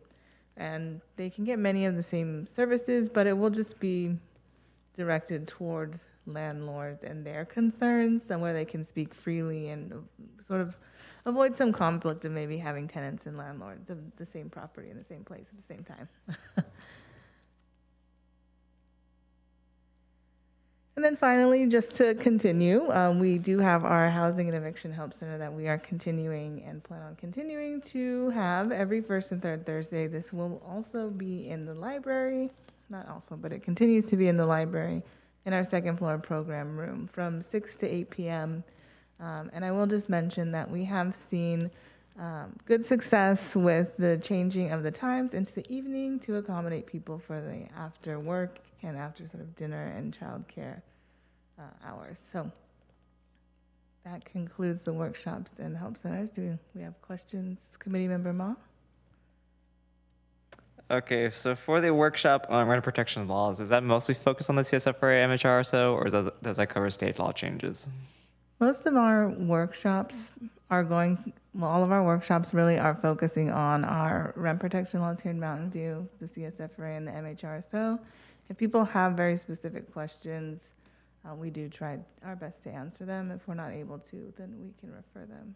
Okay, because I'm imagining, this year there has been a bunch of rent changes in the state laws, like the rent deposits changed. I don't think rent deposits would be changing anything we do, but That's state law, and that applies to local rent units as well. okay. But we don't have like a regulation on deposits right now, do we? The only thing in the CSFRA is that you cannot change your deposit during your tenancy. Okay. I'm just curious, what's typical attendance at the evening office hours? At the Help Center? So it's about, I think, around 10 or 12 or so, which is sort of what we were averaging before during our 4 hours that were during the afternoon time. And now we're having about the same level of attendance with a shorter 2-hour period in the evening. Yes, Committee Member Ma. And there are still translation services at the evening ones. Correct. Yeah. So most of all of the staff that we have, I would say almost everybody except for me, actually is bilingual English and Spanish. And then when we know that we require other languages for translation, we set that up in advance. So I think we can move on to a few comments on 8.2. And we have our workshop coming up. So we'll see each other this Saturday. And then it's just strange not to see an item here that says RUBS coming up back to us again. Do we have an idea when? Yes, that will most likely be depending on the work we have to still provide and some of the research items that were feedback to us. Most likely is going to be the December meeting. Okay, thank you. Do we have any other items before we adjourn? Committee Member Rosas, it's getting late. Oh, thank you. I just want to thank everybody in the staff in our council as well, because you guys definitely, you helped me a lot. So I want to thank you for all your hard work. Also the fact that you're staying out later. I know it's harder on you guys, especially families and, staying up later. So I want to thank you for the hard work and for being really servicing our community. And unfortunately, sometimes that means staying a little later, like now. So thank you. You're here. So is it appropriate to adjourn to the workshop or to our next meeting? The workshop is our next meeting. Okay. So the Rental Housing Committee meeting tonight is adjourned at 10:30 until our next meeting, which is this Saturday, October 21 at 11 a.m. at Michael's. Thank you.